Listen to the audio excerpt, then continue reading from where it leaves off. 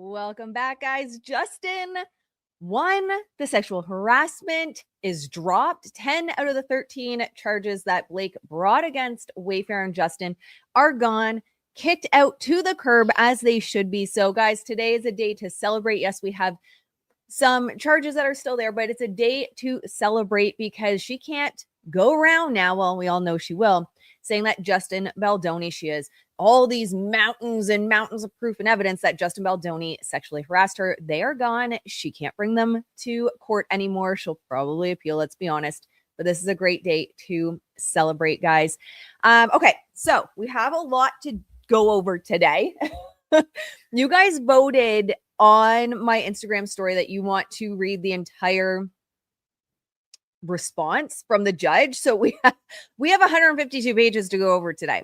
But let's pull up, because I'm not a lawyer. Like anyone that's just tuning in, I'm not a lawyer. My background's in branding, marketing, and PR. So what do I know about the law? We're going to go through the court documents, and I'm just going to react with you guys to see what's in there.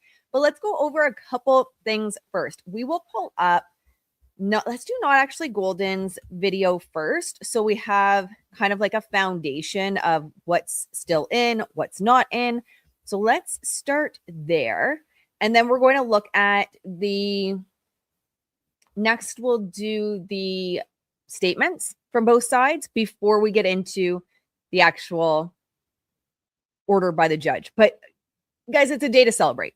Yes, people are going to say, but she still has the retaliation and it's a day to celebrate. I am sure Justin is celebrating. I am sure he's going to eat like a king this weekend for Easter. I am sure him and his family are happy dancing around the house. They're celebrating. Everyone here celebrate, and Blake bots will just ban. we'll just ban the Blake bots today because they be out in force. The Blake bots be out in force just like the T Swift bots be out in force right now.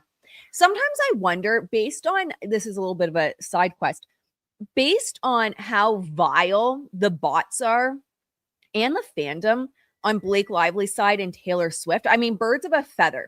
Those two women are so similar, but their fandoms are so similar as well. They don't just like argue your points, right? It's like, you're disgusting, you're this, you're that. They're calling you all kinds of names, wishing death upon you and your family and your future children. And it's just wild. But sometimes I go, are T Swift and Blake on a budget? Are they doing joint bot payments? Because y'all, the two of you have such similar vile communities, disgusting communities that people can't just bring an opinion for. You got to like rip them down, go after their looks, go after their family, wish death upon them. It's just, I'm so sick of both those fandoms. Just fucking gross. Disgusting behavior. And then they call themselves feminists. All right. That's an aside. That's a little side quest. Let's go over to TikTok. Let's see what Not Actually Golden has to say. Good morning, guys. It's so nice to see everyone. We have so much to cover today. Good morning. Good morning. All right. Let's start here.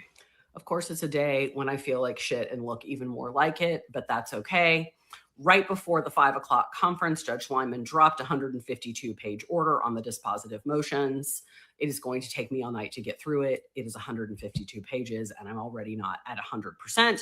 But I wanted to at least get something out to you so that you would know the bigger headlines of what's in and what's out, especially considering, if other content might get put out there. I want to make sure there's something out there that's accurate.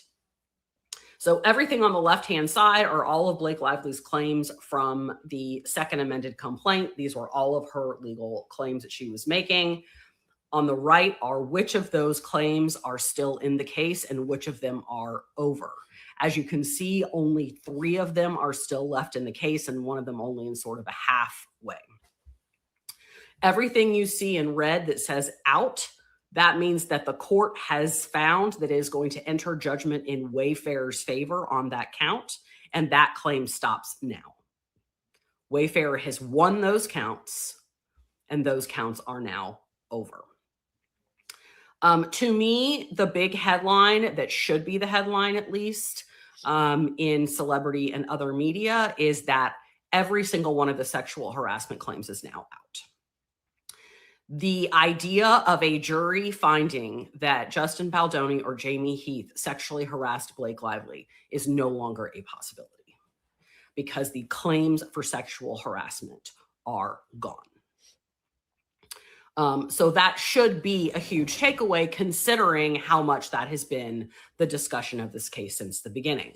I don't know if people are going to try to spin it. I'm sure somebody will.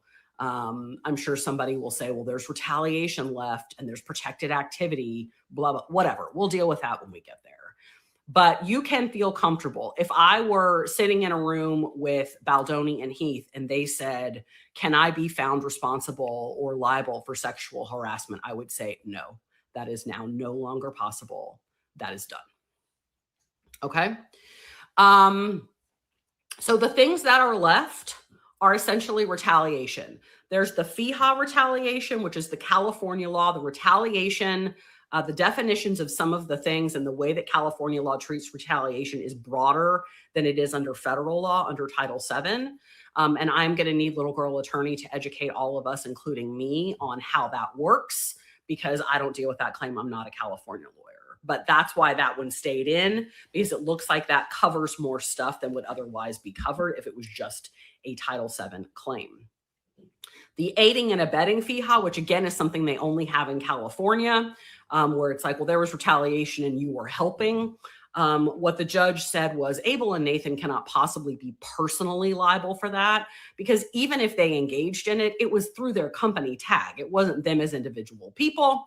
And so those individual people are out, but tag stays in. That is important for Abel and Nathan because that means nobody can come after their personal assets if they were to go in front of a jury and lose.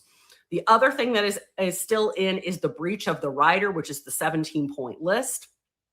I thought the argument about there not being any consideration for it was solid, but I have glanced over the judge's argument about why there is consideration, and I think he's right.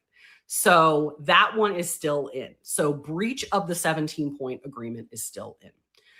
I would like to point out that just in a brief scan of this, even for the claims that the judge has left in, these 3 claims, in several of them, he notes, yeah, but we might need to narrow this before trial, or this might be appropriate for motions in limine about what damages can actually be recovered. So I don't think all of these 3 are actually going to go to trial just as they are. He just says, it's not appropriate for me to enter judgment. It's not appropriate for me to end the case right here. I'm going to let these go forward, and then we'll figure that out as we go. A couple of things I noticed that I just think will make people feel good because, you know, you guys are smart and you picked up on a lot of things really early, and I think you deserve to be validated. One is the ALA is not enforceable because she didn't sign it. Also because they kept negotiating it until 2024.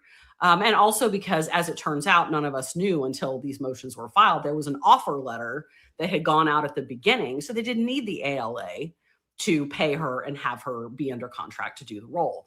But for everybody who said, I just don't understand how you cannot sign your contract and still sue under your contract, guess what? Judge Lyman agrees with you. That thing is out.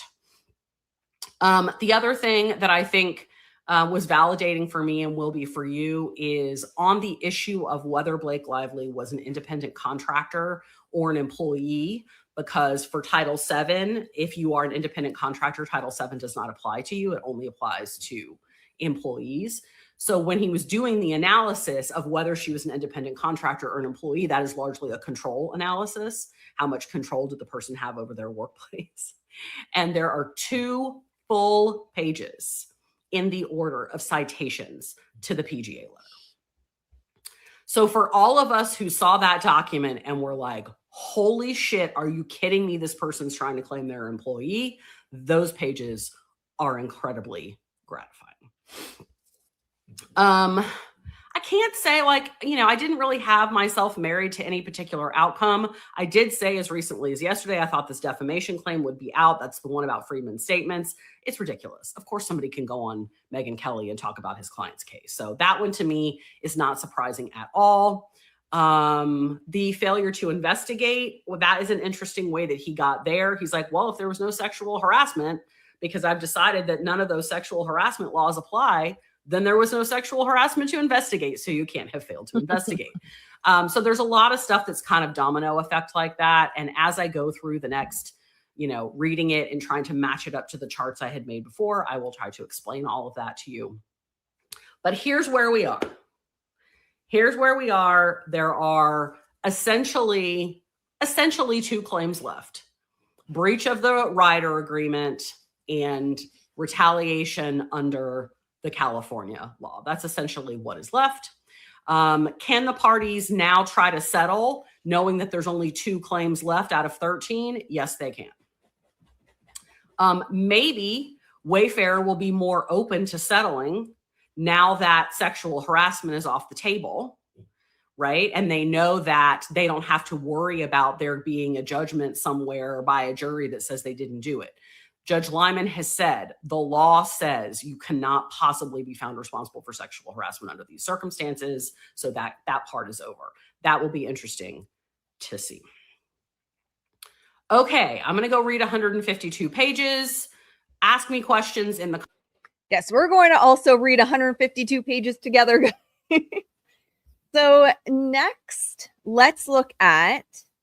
Oh, actually, no. Before we get to the statements, I do want to just give us kind of a place to ground into, because we know the Blake bots, right? The Blake bots, they're like, this is just a technicality. That's why it's dropped. So just so we have something to share with the Blake bots, let's pull this up here. So for those of you claiming the claims were dismissed due to technicalities, and we'll see this as we go through 152 pages, get comfortable, fill up your snackies and your coffee. We'll see this, but it'll be a lot of information. I think it's just important we all have this to anchor into. So to those of you claiming the claims were dismissed due to technicalities, the judge literally considered each claim and found either insufficient evidence or no wrongdoing on Justin Baldoni's part. Stop parroting Blake Lively's PR spin. And keep in mind, there's going to be bots out there, right, guys? I mean, I'm definitely not a lawyer, so I'm going to be in it with you, just giving my thoughts, my non-expertise thoughts and commentary on the 152 pages. But PR and branding is what I do and what I currently also do for work. I actually have another YouTube. If you are building a personal brand, it's Unfuck Your Brand podcast, also on YouTube and on Instagram, and a streamable podcast if you want to check it out. So what I always look at is any kind of repeating statements doesn't necessarily have to be copy paste. Those are a lot cheaper, but repeating talking points. And it's very obvious, in my opinion, Blake has bots that are out there. Taylor Swift has bots that are out there. They're very active as well right now. I think those bots would have been active regardless of the lawsuit over Confessions of a Showgirl versus Life of a Showgirl because of all this. And her name's going to keep coming up in regards to, I think it's the Stephanie Jones and potential more text messages coming in. But just keep in mind that those bots are there to shift the narrative. So for those that are newer to the account, we'll just talk about this really quick because we're going to be here a long time anyway. And I'll put chapters or timestamps or whatever at the end. There was not ethical research done recently in Reddit to look at the impact on sock puppet accounts, which are fake accounts, right? You're putting like Sally Sue 105, but you're really the PR rep, right? That's a sock puppet account. Or bots on changing people's perspective. So there is a subreddit that basically was called, or literally is called, Change My Mind. And so this university goes in there, and you can't just like do this. You can't just have people in a study and not have them knowing like this. So this university went in there with sock puppet accounts and fake accounts to try and sway people's minds, and it works. So if you drop on, not for you guys, obviously, but just something to keep in mind, right? If you're engaging in comment sections, the bots will flood these comment sections with the intention of trying to like change your mind and see the other perspective. So just keep an eye out for talking points. Again, it might not be copy paste, but just these talking points that seem to repeat over and over and over and over and over again. And they tend to line up to what the talking points are in the PR statement, which we will get to because Blake's team did a PR statement. And if you follow me on Instagram, you already know, or actually, I think I put the short on here as well. You already know I made fun of them for their PR statement, but let's have a look. So it wasn't just a technicality, although what you will see at this point is the bots pushing that it is. That's where I was going with that. The bots are going to push that it is a technicality. All right, so here, given these statements, Baldoni's actions, even if they could be viewed as gently pushing Lively to lose weight, which is not necessarily supported by the evidence, could not fairly be described as discrimination because of Lively's gender. So again, that's not a technicality because of California law. Another one, more importantly, it occurred before she began work on the film. It therefore could not have created a hostile work environment. Again, not a technicality because of California law. Another one, it would be neither surprising nor unreasonable from a creative standpoint for both Baldoni and Lively to have drafted sexually explicit material, even if some of it was not of the taste of the other. Not a technicality because of California law. So I just wanted to pick out a couple of those to show everyone and kind of give us some grounding, give you some talking points when you inevitably see the Blake bots going on and on about like, this is just a technicality. This is why it's so hard for women to be heard. Now you have a little bit of a talking point for that. Okay, let's get into the statements, but we're actually going to start with a reel that I had made in January 22nd, which was, is it Sigrid? Her statement for Blake Lively. Yes, this is also the Epstein victim's lawyer who took advantage of them. There's a whole list of egregious things she did to victims. She's not a good person. She was hired very obviously to just give a certain look of defending Blake, the victim. Blake clearly doesn't do much research because she hired Nick Shapiro, who, covered up SA, murder, kidnapping, everything as the head of Black Box with Airbnb, part of their Black Box team. And then she has a history of taking advantage of victims, but Blake's not a victim, so maybe it tracks.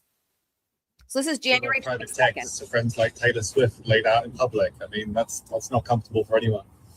Blake has worked very hard to protect her friends, the acquaintances she had along the way. This case is not about those individuals. This case is about her performing her job in the workplace and being subject to sexual harassment. That's it. That's what this case is about. Does our client want this to go to trial, or is she willing to look at settlement options? Blake Lively wants this to go to trial. She really is in a position where she's got mountains of strong evidence. She feels very good about her claims, and she wants to send a message for all women that if you are wronged and harmed in the workplace, you can stand up for yourself. You can say that this is not right and should not continue. How does Blake feel? Okay, so this is her talking January 22nd, that this is all about harassment in the workplace. That's what this is about. This is what the trial is. But then Blake Lively reacts and her team gives a statement, and it says to people, Blake Lively looks forward to testifying at trial after the dismissal of 10 of 13 claims against Justin Baldoni. And her lawyer, you would think PR rep, but no, it's a lawyer, says this case has always been and will remain focused on the devastating retaliation and the extraordinary steps the defendant took to destroy Blake Lively's reputation because she stood up for safety on the set, and that is the case that is going to trial. Girl, like 3 months ago, you were saying that this is all about a hostile work environment and sexual harassment in the workforce, and she is standing up for women. And now you're like, JKing, guys. Like, we clearly always said that what was most important was the retaliation. And the part that kills me is like, I don't know about you guys, let me know. I genuinely believe it had never any, I think they came up with, we have to come up with something to go after them and rip them apart and tear them down. Because I think Blake's feelings were hurt when she saw those text messages. Like, don't get me wrong, I think she was trying to take over the movie from the beginning. But I mean, when she saw those text messages, I was like, I can just picture her going, oh my God, of course I'm still beloved. Of course people still love me. There's no way people don't love me. This was obviously a coordinated attack. Ryan, get them. So yeah, I think she brought all this shit up in beginning, in my opinion, during the movie to gain control of the movie. And then when it turned into, she saw the text messages, she's like, well, fuck, obviously the public loves me. Obviously they adore me. And they think it's so cutesy that I'm selling Rile You Wait drinks for a DV movie. I mean, they obviously want my hair care products because my frizzy beach waves that haven't been washed in a week, it has to be him. Like she is just out to lunch. So I wouldn't doubt that in her head, the retaliation always meant more. But, Sigrid, who was a sketchy ass individual, my opinion, of course. A couple months ago says, no, it's all about the harassment. And now says, no, what are you talking about? It's all about the retaliation. Are the mountains of evidence in the room with us now? The mountains of evidence weren't even in the room with the judge. Even the judge was like, girl, there ain't no evidence here, let alone a mountain. Like, it's so insane. To be fair, I think Ari Emanuel was the one who recommended Nick Shapiro. I don't doubt that. I don't doubt Nick Shapiro probably works with WME. Again, birds of a feather, right? And Nick has quite the past for anyone that's seen my videos on Airbnb and the Black Box team. And one of my biggest pet peeves as a business owner myself and helping people with business is I cannot stand when people are like, that's my employee's fault or that's my team's fault or like, don't blame, not you, Lyra, but Blake. Like, I totally see her throwing everyone else under the bus right now. And Ari's Ari. I can't stand him. Have not been able to stand him for a long time, but for many reasons. But yeah, it's like, girl, take some responsibility for your actions, for trying to ruin a man's life, for why people hate you, for everything. Like, she wants to throw Justin under the bus for like, well, you hired Melissa Nathan. Girl, then take responsibility for the people, the sketchy ass people you brought on your team. Speaking of Blake, of course. Don't throw stones when you live in a glass house, as the saying goes. And then there's Justin Baldoni's statement. So Justin Baldoni reacts to dismissal of Blake Lively's sexual harassment claims against him. What's left is a significantly narrowed case. Good for them not settling. I don't think they obviously would have anyway, but good for him not settling. I bet she's probably regretting it right about now. We look forward to presenting our defense to the remaining claims in court. So his statement is, we're very pleased the court dismissed all sexual harassment claims and every claim brought against the individual defendants, Justin Baldoni, Jamie Heath, Steve Sarowitz, Melissa Nathan, Jennifer Abel, Alexandra Shapiro, and Jonathan Bach of Bach said in a statement shared with People. These are very serious allegations, and we're grateful to the court for its careful review of the facts, law, and voluminous evidence that was provided. The statement concluded, what's left is a significantly narrowed case, and we look forward to presenting our defense to the remaining claims in court. And Blakey says she's going to court. She says she's going to court. So let's see what. Yeah, those Emanuel brothers are something else. They are horrible. Rom came up in the Epstein files. Yeah. Nick Shapiro. Oh, yeah. We've covered Nick Shapiro in depth. We have lots of videos on Nick, which is also what got me smeared in a Glamour magazine MAGA Mommy Sleuth article because I was calling out Nick Shapiro, which is just hilarious. So funny. Okay, guys, let's dive into this. Like I said, for anyone tuning in, I'm definitely not a lawyer. I'm not even going to pretend. I'm not even American, so I don't know about your laws over there. But let's just read through it. I'm going to react as just a normal human person. Okay, this lawsuit grows out of events occurring during the production and promotion of the Hollywood film It Ends With Us and the very public fallout between its two co-stars, Blake Lively and Justin Baldoni. Baldoni as co-defendants, Wayfair parties now move for judgment in their favor on all claims. They bring two motions to do so, a motion for judgment on the pleadings and a motion for summary judgment. For the following reasons, the motions are granted in part and denied in part. In particular, the motions are granted except with respect to Lively's fourth cause of action for retaliation in violation of California law against It Ends With Us and Wayfair Studios, her seventh cause of action against the agency group PR LLC for aiding and abetting retaliation in violation of California law, and her ninth cause of action for breach of an agreement called the Contract Rider Agreement against It Ends With Us.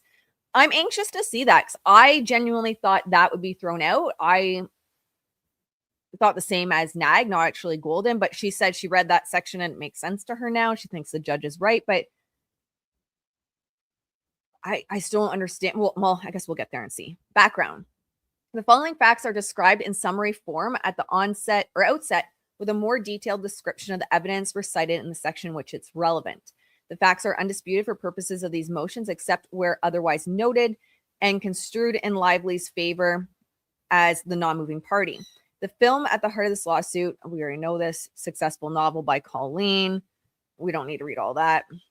Baldoni co-founded Wayfair on or about 2019 or 2020 with Steve Sarowitz. Sarowitz is also the majority investor in Wayfair.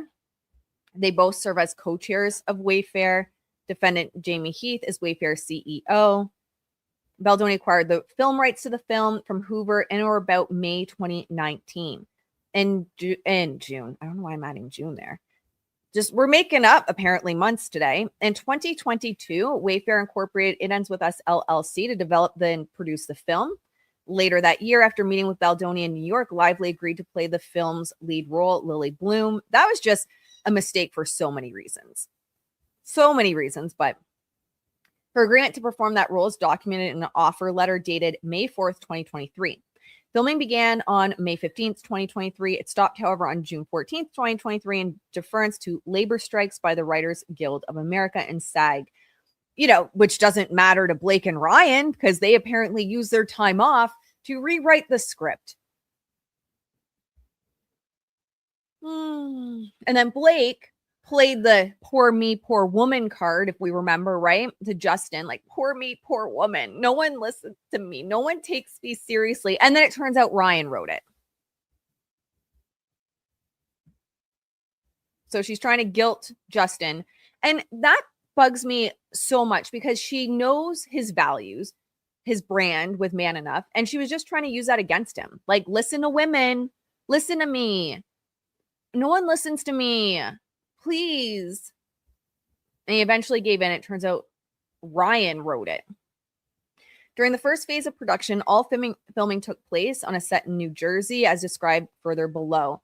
Lively contends that various incidents took place during that first phase of filming that amounted to sexual harassment and contributed to a hostile work environment.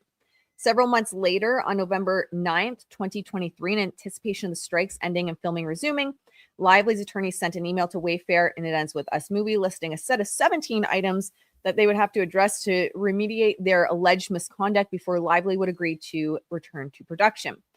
The list was entitled Protections for Return to Production. She is psycho. Really, at home, it was titled Our Way to Get Control of the Movie, but they rebranded it with Protections for Return to Production when they brought it to them. It's like a rebrand. It included, among other things, provisions related to the presence of intimacy coordinators on set and the execution of nudity riders before rehearsing and filming all intimate scenes. On January 4th, 2024, Lively, Baldoni, Heath, and others met at Lively's apartment at her request to discuss her concerns regarding the first phase of production and approve the conditions of her return to production. The protections were later incorporated into a contract rider agreement signed on or about January 19th, 2024, by It Ends With Us movie and Lively's loan-out company, Blank would be more appropriate, Blake L. Inc. Production resumed on January 5th, 2024, and took place primarily on the New Jersey set, with a few additional days in California. Filming concluded on February 9th, 2024. During the following weeks, the parties worked on editing and promoting the film. Lively indicated that she did not wish to jointly promote the film with Baldoni, concerned that her appearance with him would be viewed as implicit stamp of trust or approval of him. No. Like, I know he's just repeating things now, but the only reason she didn't want this is the Taylor Swift playbook and Swifties and their vile shit. Like, the fuck out of here, first of all. Like, I'm so sick of it. I'm so tired of it. But this is the playbook of the two of them. Justin was right. When he called it the Taylor playbook, he was right. This man is intelligent. Justin is he's an intelligent, emotionally mature man, unlike Ryan Reynolds. And he called a spade a spade. He said the thing other people don't want to say. And everyone's afraid to call out Taylor because the Swifties are going to come after you. And he called it out. He's like, this shit is the Taylor Swift playbook. And then you see it when like PR companies are like, actually, we need to increase our fees to deal with the Swifties because they're so psychotic. But either way, this is Taylor Swift playbook.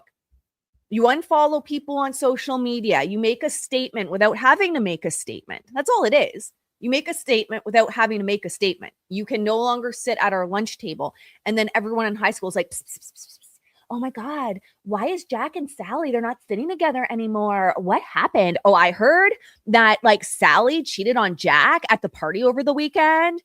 And oh my God, Miranda was involved. And now all of a sudden you got like telephone going through the high school because there are a bunch of high school girls locked in adult bodies with billions of dollars. The way I am going to see all the Swifties exit stage left on my account today. But a lot of people in Hollywood are relieved and happy for Justin. Yes. Yes. I can 100% say that. Happy Friday. Oh, and it's Easter weekend. Everyone that celebrates Easter. I wonder how many of our colleagues in Hollywood are celebrating this. Yeah, probably not. There's a lot. But this is the playbook. This was what it was all about. It wasn't, oh, you know, I'm afraid of the stamp of approval of this predator. It's I'm being a high school child and unfollowing. And part of that unfollowing is not being seen. And it's funny because I just saw this PR thing with Taylor Swift, right? And she's talking about how in the PR, oh, she almost, who was it? Was it John Mayer or something? She almost crossed paths with John Mayer at this big party. It's like, are we in high school for real? Where that's something you worry about? Like and this is the same shit. It's the PR playbook. Justin is a very intelligent man and he called it for what it was. All right, let's continue. The film premiered in New York on August 6, 2024 and was released to the public on August 9th, 2024. In the run-up to the premiere and after Lively and her husband, Ryan Reynolds, had unfollowed... Oh, there we go. Continue reading, Ashley. Had unfollowed Baldoni on social media. Wayfair and Baldoni worked with their public relations consultant, Jennifer Abel, to engage crisis communication specialists, including Melissa Nathan, Jed Wallace, as well as a respective firm, Tag and Street Relations. See, because he's smart. They're smart. That's a statement when you unfollow, especially at that shit. If someone thinks I'm not following someone, it's a controversy and a scandal for me. And I am not the size of, of Taylor Swift and Blake Lively. So he saw that. And you look at the history with Taylor Swift. If she unfollows someone, the Swifties, it's like Swifties engaged, locked in, like the army goes after the person and drags them to like the depths of hell, which is where they're spawned from. So, you know, he saw the writing on the wall. That was smart to get the PR in place. In short, Lively claims that Wayfair, Baldoni, and their consultants engaged in a campaign to injure her reputation in retaliation for claims of hostile work environment, or they were just protecting themselves because they saw what was coming. Procedural history. Lively initiated this case by complaint filed on December 31st, 2024. She filed the first amended complaint on February 18th, 2025, and the operative second amended complaint on July 30th, 2025. On September 26, 2025, the Wayfair parties filed a motion for judgment on the pleadings supported by a memorandum of law and declaration of Ellen Garofalo. On November 12, 2025, the Wayfair parties filed a motion for summary judgment. They also filed a Rule 56.1 statement, docket number 953, and declaration of Shapiro attaching a large number of exhibits. On December 3rd, 2025, Lively filed a memorandum of law in opposition to the motion for judgment on the pleadings. That is dockets 1053 and 1055, and the motion of summary judgment, docket 1064 and 1070. Lively also filed a counter statement to the Wayfair parties' Rule 56.1 statement. Okay, well, we don't need to go through all the dockets. Legal standard. Judgment on the pleadings under Rule 12C of the Federal Rules of Civil Procedure is appropriate if the movant establishes that no material issue of fact remains to be resolved, such that a judgment on the merits of a case can be made merely by considering the contents of the pleadings. The same standard applicable to Federal Rule Civil Procedure 12B6. Motions to dismiss applies to Federal Rule Civil Procedure 12C, motions for judgment on the pleadings. Thus, the court must accept all factual allegations in the complaint as true and draw all reasonable inferences in the plaintiff's favor. That being said, the court need not accept allegations that are contradicted by other matters asserted or relied upon or incorporated by reference by plaintiff in drafting the complaint. A Rule 12C motion for judgment on the pleadings must be granted unless the complainant includes enough factual matter accepted as true to state a claim to relief that is plausible on its face. A pleading that offers labels and conclusions or formulatic recitation of the elements of a cause of action will not succeed against a Rule 12C motion, nor will a pleadings that is only supported by the mere conclusory statements. For a plaintiff's claim to be plausible, it must raise a reasonable expectation that discovery will reveal evidence supporting the claim. Summary judgment is appropriate where the move-on shows that there is no genuine dispute as to any material facts. A genuine issue of material facts exists if the evidence is such that a reasonable jury could return a verdict for the non-moving party. The move-on bears the burden of demonstrating the absence of a genuine issue of material fact. In deciding a motion for summary judgment, the court must construe the evidence in a light most favorable to the non-moving party and draw all reasonable inferences in its favor. A party opposing summary judgment must present evidence in a form that would be admissible in evidence. An affidavit or declaration used to support or oppose a motion must be made on personal knowledge, set out facts that would be admissible in evidence, and show that the affiant or declarant is competent to testify on the matters stated. Therefore, only admissible evidence need be considered by the trial court in ruling on a motion for summary judgment. The principles governing admissibility of evidence do not change on a motion for summary judgment. In particular, information that constitutes hearsay cannot create a genuine issue of material fact. Hearsay is any out-of-court statement offered to prove the truth of the matter asserted in the statement. However, in general, even if evidence is not properly authenticated at the summary judgment stage, so long as evidence will be presented in admissible form at trial, it may be considered on summary judgment. Whew, that's a mouthful. Rule 56.1 of the Local Civil Rules of the United States District Courts for the Southern and Eastern Districts of New York prescribes the manner and method in which a party is to present undisputed issues of fact to the court.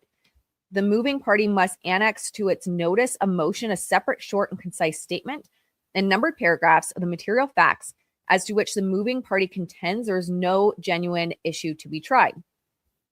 The party opposing the motion for summary judgment is required to include a correspondingly numbered paragraph admitting or denying and otherwise responding to each numbered paragraph in the statement of the moving party, and if necessary, additional paragraphs containing a separate, short, and concise statement of additional material facts as to which is to be contended that there exists a genuine issue to be tried.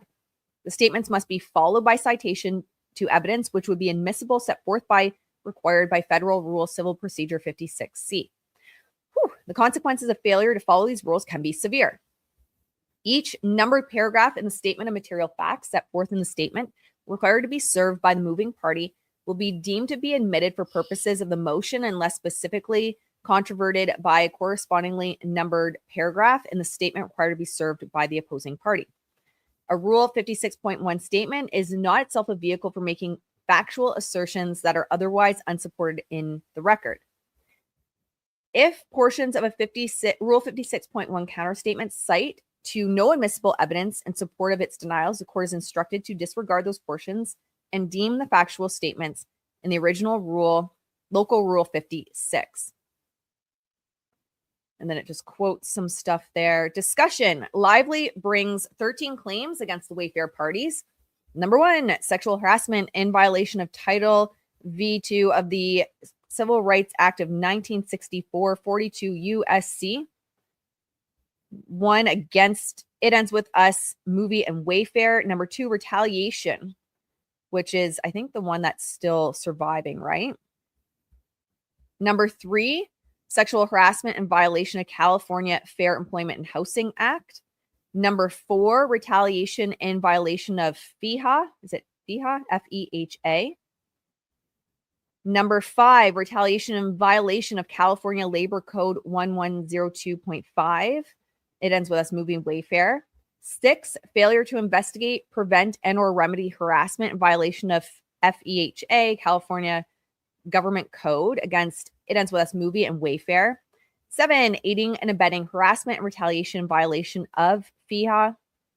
8, breach of an agreement called the Actors Loan-Out Agreement against It Ends With Us movie and Wayfair. 9, breach of the contract rider agreement against it ends with us moving in Wayfair. 10, false light invasion of privacy in violation of Article 1, Section 1 of California Constitution. And that one was Wayfair, Baldoni, Heath, Sarwitz, Nathan, Tag, Abel, Wallace, and Street Relations.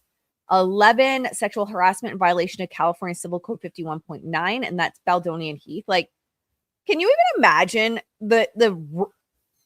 what harassment? Oh my gosh, no wonder this shit was thrown out. Oh, Blake. 12, defamation and defamation per se. 13, civil conspiracy against all defendants. One thing I have to say is, like, all the money Blake spent trying to ruin a man's life, she could have, like, donated to hospitals, sick children, to veterans, to animal rescue groups. Like, what a waste of resources. It's sickening for so many reasons. Through their 2 pending motions, Wayfair parties move for judgment on all the claims. Their motions for judgment on pleadings and summary judgment overlap in many respects. To the extent that they do not, however, the parties dispute whether the court should, in considering the motions for judgment on the pleadings, also consider factual disputes presented in the motion for summary judgment. Lively contends that even if the Wayfair parties have identified some deficiencies in her pleadings, it went from mountains of evidence to maybe there's some deficiencies to, like, honestly, girl, you have nothing. The court should conform the pleadings to the evidence in the summary judgment record and evaluate the Wayfair parties' arguments on that basis. The Wayfair parties respond that the motion for judgment on pleadings tests the sufficiency of the pleadings and that the court therefore must not consider extraneous materials outside the pleadings in its analysis. A recent Second Circuit decision sheds light on the issue and suggests that Lively has the better of the argument. In Miller versus Lamanna, the circuit addressed a situation in which, following extensive discovery, the defendants moved for summary judgment, arguing both that the complaint failed to state a claim and that the summary judgment record did not create a genuine dispute of facts. In addressing the motion, the district court confined its analysis to the defendant's arguments regarding the sufficiency of the pleadings. The court explained that that decision was error. Once discovery has been completed, as here, we do not regard the pleadings standard as requiring that defendant's Rule 12C motion be granted if evidence that had already been produced during discovery would fill the perceived gaps in the complaint. It added, even if the allegations in the complaint were insufficiently detailed to survive a motion to dismiss, had such a motion been made before discovery, if the evidence collected in discovery raised trivial issues of fact, it would have been appropriate for the plaintiffs to amend his complaint to conform to the evidence thus collected. Dismissing the complaint at that stage, when the evidence adduced in discovery may have been sufficient to survive a summary judgment motion, would hardly serve the efficient or just resolution of disputes, which is the very foundation of the federal rules. Here, the parties have completed an extensive and fiercely contested discovery process. I mean, extensive if you include Blake's throwing shit at the wall. The Wayfair parties' motion for judgment on the pleadings came towards the end of that process and only shortly before the motion for summary judgment. In these circumstances, it would hardly serve the efficient or just resolution of this dispute for the court to limit its analysis solely to the pleadings rather than the entire record on summary judgment. In any event, this dispute ultimately matters very little, as the Wayfair parties have identified only a handful of allegations which they believe should be disregarded in consideration of the motion for judgment on the pleadings. And those allegations are immaterial to the determinations the court reaches. The court starts with Lively's contract claims. It then proceeds to discuss her federal claims, her California statutory claims, and her common law claims. All right, we're starting with contract. Page 11 of 152. I hope you guys have your snackies and top up. I have a hot chocolate. Blake could have bought the plantation she's always wanted. I mean, true. The two of them are, Blake and Ryan. I used to like Ryan, guys, and I know it's not a popular thing to admit, but I used to like him. What a disappointment he became, which is obviously who he was behind the scenes, which is another branding episode we'll do one day, is to go deeper into that. And why, my friends, if you are building a brand, always be you. Start with you. You are the brand. because eventually this shit comes out. And you might benefit because you might be the billionaire status that Taylor Swift is, and you can just bury that shit under SEO manipulation and donations and et cetera, et cetera. But for most people, and Ryan's learning, Blake is learning, when the brand does not match you and you're a conniving evil monster under the surface, and it comes back to bite you in the ass eventually when people catch on. It's always best to just be you. Also, Meghan Markle, just be you. If you want to be the Duchess and you want to be royalty and you want to be above people, just be you, man. You're always going to find your people. You're naturally going to split the tides, and people that don't like you will leave. And that's the whole point of building a brand. Okay. Lively brings contract claims against It Ends With Us movie and Wayfair for their purported breach of two agreements referred to as actor loan-out agreement and the contract rider agreement. Her 8th cause of action alleges a breach of the ALA, and her 9th cause of action alleges a breach of the CRA. Oh my God. Any other Canadians in the house? I see that and I get hives immediately. Canada Revenue Agency, the Canadian version of the IRS. So I see that and I'm like, hives, itches immediately. Lively grounds her claims in 2 provisions of the agreements, paragraph 7 of the ALA, which prohibits sexual harassment and retaliation, and paragraph 10 of the CRA, which prohibits retaliation against Lively for raising concerns about misconduct on the set of the film. It Ends With Us movie and Wayfair respond principally that the agreements are non-binding and unenforceable. They argue in the alternative that even if the agreements are enforceable, there was neither a breach nor cognizable damages. The court recounts the facts relevant to those claims before analyzing the merits of the parties' respective arguments. Factual background. Former negotiations regarding Lively's appearance in the film commenced in mid-December 2022 when Mezian, Wayfair's vice president of business and legal affairs, sent Lively's representation a draft offer letter. Following additional negotiations and exchanges of drafts, the parties circulated a final version of the offer letter on May 4th, 2023. That letter sets forth an agreement between Lively's loan-out entity, Blake L. Inc., and It Ends With Us movie, the special purpose entity Wayfair Incorporated, to develop and produce the film. Blake L. agreed to furnish, to furnish Lively to provide acting services to It Ends With Us movie in the role of Lily Bloom, and the film to be directed by Baldoni.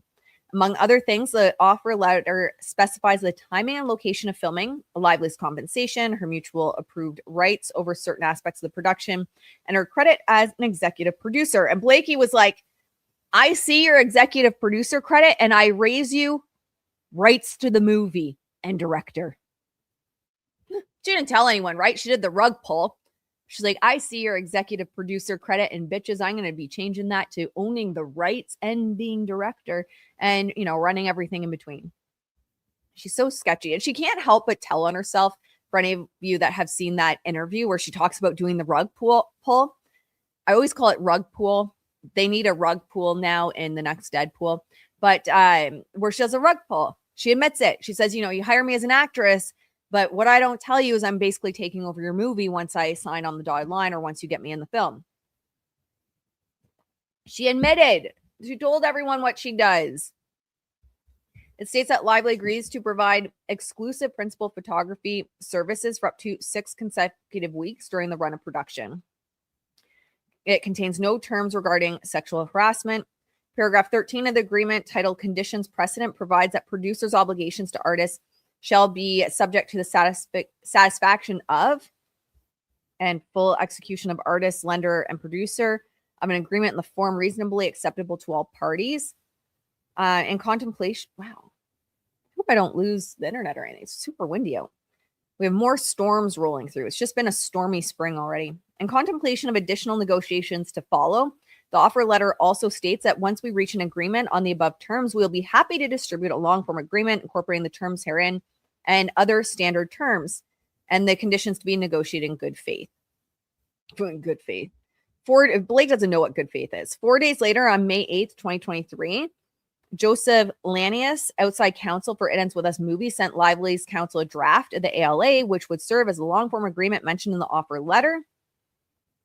As the offer letter, the draft ALA lists the parties in the agreement to the agreement as It Ends With Us movie, defined as company, and Blake L. Inc., defined as lender, with an inducement to be signed by Lively.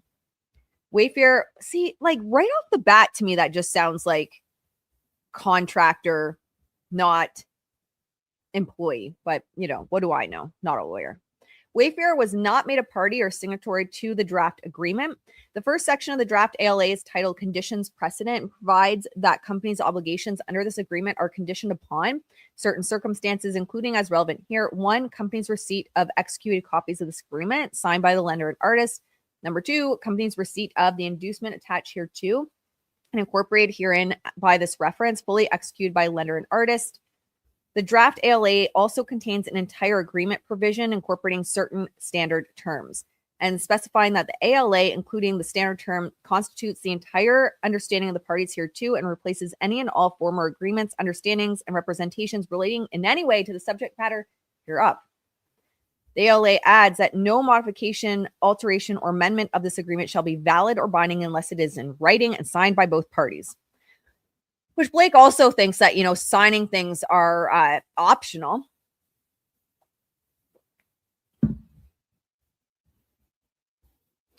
The standard terms appended in the draft agreement include several provisions relevant for present purposes.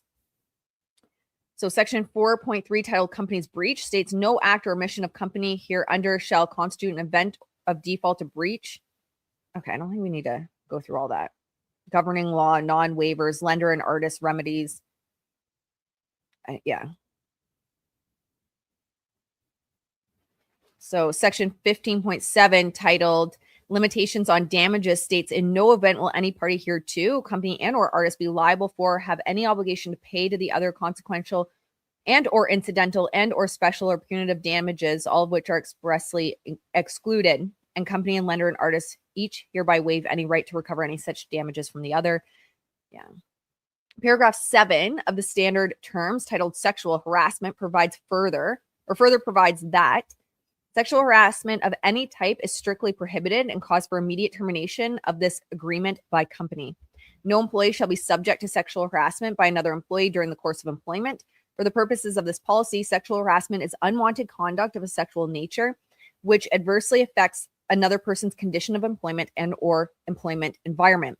Such harassment includes, but is not limited to, any unwelcome sexual advance, requests for sexual favors, or other verbal, nonverbal, or physical conduct of a sexual nature that interferes with work, is made a condition of employment, or creates an intimidating, hostile, or offensive environment in connection with the workforce, or the use of one's authority or power, either explicitly or implicitly, to coerce another into unwanted sexual relations or to punish another for his or her refusal. For the avoidance of doubt, sexual harassment may occur between or among persons of different sexes or genders or the same sex or gender and may be initiated by any gender or sex. In the event company is aware of any sexual harassment conducted by the artist, company shall have the right to immediately terminate this agreement and available to all rights and remedies here under.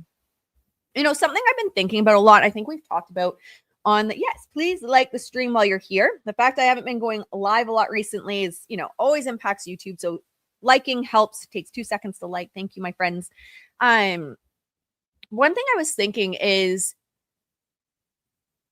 which Blake clearly either very much recognizes, and again, is just being manipulative and conniving and twisting things, which I think is the situation. I think she's not very intelligent, but smart enough to realize that what happened wasn't sexual harassment, or she just doesn't realize the difference. But, the more I think about this case, I genuinely don't think she liked him.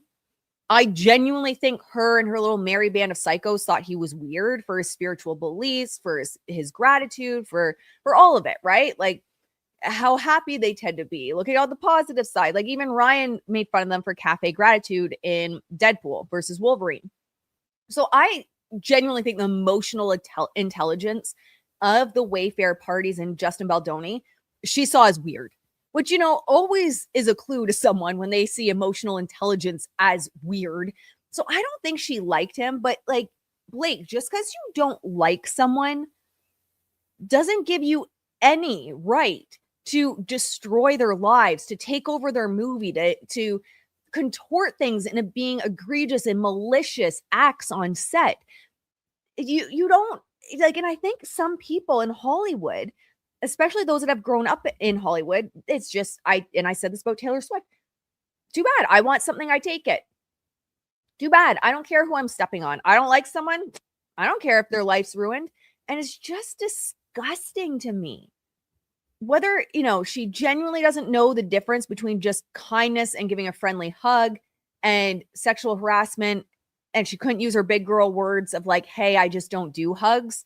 Using big girl words, you need emotional intelligence for that. I don't know, but I do think that she just didn't like him from the get-go. And I think she thought he was weird from the get-go. I think they all thought he was weird from the get-go. But just because someone's different than you does not mean they're weird, and does not mean there's something wrong with them, does not mean they're malicious. Yes, Blake and Taylor are one and the same. Amen to that. Amen to that.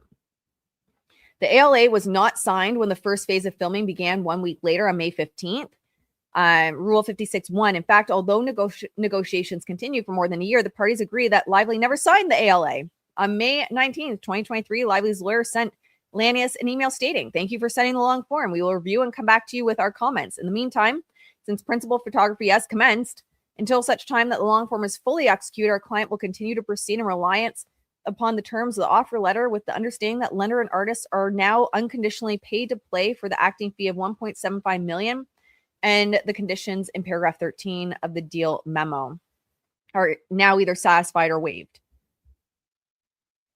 There's no evidence of a response from counsel for It Ends With Us movie, and principal photography continued. Which, I thought, I don't know, what do you do? She hasn't signed it yet. You've already started. I don't even know the answer to that. I'm just thinking out loud. What do you do at that point? In February 2024, approximately 9 months after It Ends With Us movie first shared a draft of the ALA with Lively, and just days before filming wrapped, Lively's representatives finally sent It Ends With Us movie a marked up version of the agreement. Lively proposed revisions to approximately 20% of the provisions. I feel like, Blake, if you wanted revisions, you should have done that shit before. Like, what is happening? And guys, we have so many good exposés from back in the day. We have exposés on Ryan's playbook, which is what I think her and Ryan did here as well. Because what are you doing? You're getting started and then you're revising things. I just can imagine she's like, well, they're not going to fire me after I'm already starting to film. Including ones related to execution of the ALA, publicity limitations, and still approvals, sexual harassment, and confidentiality. Among other things, Lively's counsel amended paragraph 7 of the standard terms, the sexual harassment provision, to add that sexual harassment was not only cause for immediate termination of this agreement by company, but also by artist. I missed that.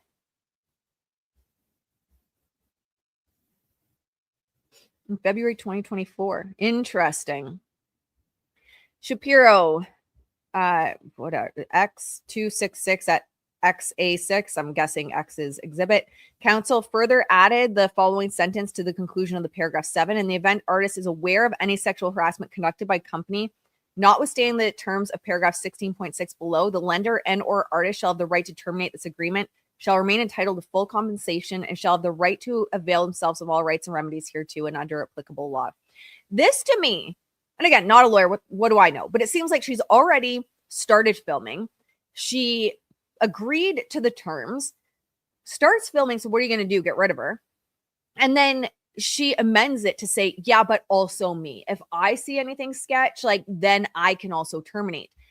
But the thing that to me just outs her on what the whole reason for this was, which in my mind was take over the movie, get the rights to the second one. What outs her is okay, well, if you added this, and maybe I'm going to keep reading and I'll learn something else, but if you added this, you had a way out. You could have left the movie. You could have been look, I saw this weird shit go down. I'm being sexually harassed every day at work. It's a hostile work environment. Peace, I'm out. But she didn't. Elsewhere in the ALA, Lively's counsel struck from the document the two conditions precedent specifying that It Ends With Us movie's obligations under the agreement were conditioned upon it's receiving 1, executed copies of the ALA signed by lender and artist, and 2, executed copies of the inducement attached to the agreement. Counsel added comment bubbles to these provisions stating company has effectively waived this condition in practice. And of course, this is part of signing a long form, but it's not a condition precedent to your obligations at this point. Oh, geez, I almost threw everything over. So angry. I'm just going to flip tables. No. I did almost flip my table, though. At this point in time, filming had nearly concluded and the parties had already conferred certain benefits upon one another. Can you imagine? Filming has nearly concluded and her team's like, oh, P.S. We're just rewriting shit. What? And I feel like a lot of this I knew, but just seeing it like laid out again, because it's been, oh God, it's been 84 years since we originally read all this, it feels like. Thank you, Leo. Yes, if you guys want to support the channel, liking, sharing, leaving a comment, engaging is free. And if you want to support the Farm Animal Sanctuary, there is a PayPal specifically for the Farm Animal Sanctuary. So it goes to like their feed, their shavings, any vet bills that come out, fencing repairs, which spring, we always have fencing repairs on the farm. Oh, and I have an update on that. So just a little pause on the reading. I talked to my husband today because a lot of people yesterday and in my DMs are like, Ash, are you getting the live stream of the animals going again at the Farm Animal Sanctuary? So for those that are new, we have like rescue horses, goats, sheep, etc. And turns out the cord is broken from this winter. I don't know if it was because of just all of the snow. So it was across the driveway. So I don't know if running over it when it was frozen.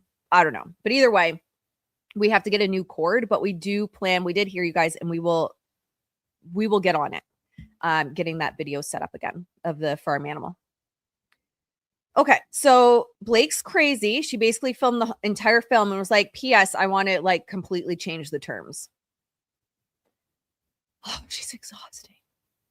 Lively had provided her acting services to It Ends With Us movie. By that point, It Ends With movie, meanwhile, had wired Lively's upfront fee of $1.7 million, less 6.37% New Jersey withholding tax to Lively's client trust account at WME. Ugh, WME. It Ends With Us movie did so. And let's get like, as an aside, another side, Justin lost his representatives, which I feel like now he probably would never want to go back to WME anyway. Lost awards just makes my stomach immediately turn seeing that name, WME. It Ends With Us movie did so even before the offer letter was finalized. It also had paid for Lively's meal and training allowances and booked her travel. It Ends With Us movie council flatly rejected these provisions in correspondence on March 7th, 2024, with respect to the sentence added to the end of the sexual harassment provision. It Ends With Us wrote, "This is not acceptable. There can be no instances where there is a right to terminate the agreement or have a right of injunctive relief." Oh, has anyone told Blake no before? It Ends With Us movie also rejected Lively's attempts to remove the conditions precedent from the agreement. In response to Lively's assertion that the requirement of an executed ALA had been effectively waived in practice, It Ends With Us movie's counsel stated, "It still needs to be left in as it is always in every deal I've ever done." It Ends With Us movie similarly responded to the comment bubble, asserting that execution of the inducement was not a condition precedent to your obligations at this point, stating, "Yes, having a signed agreement along with all exhibits is always a condition present." Disagreement over the terms continue, with Lively reintroducing the edits in the draft on April 18th, 2024. She's psycho. Literally cannot be told no. And It Ends With Us movie rejecting them once again in a subsequent draft. I can't even imagine dealing with her. Following these exchanges, Heath told Lively's representative in a May 3rd, 2024 email that we have withdrawn our request for your client to sign her agreement in order to extend the time with the edit. The end of the email notes, "As for the future resolution of the contract, we will stand by in hopes that we can come to a conclusion soon." Oh my God. The parties exchanged a final draft of the ALA on July 2nd, 2024, with disputes regarding the contested provisions still unresolved and Lively's proposed additions once again struck from the document. In that correspondence, Mezian wrote to Lively's counsel seeking an expedited review and signature. The request followed a similar one she had made 2 months earlier, to which Lively's representatives had responded at the time, "We, Blake's reps, are all speaking this week about the open issues and will come back to you soon."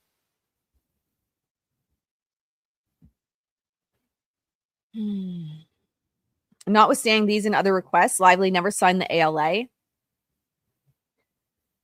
Non-party Sony exec Ange Gianetti stating that Wayfair had been trying to get Lively to sign her deal for over a year. And in a text message, there was that she won't sign her contract. Baldoni wrote that.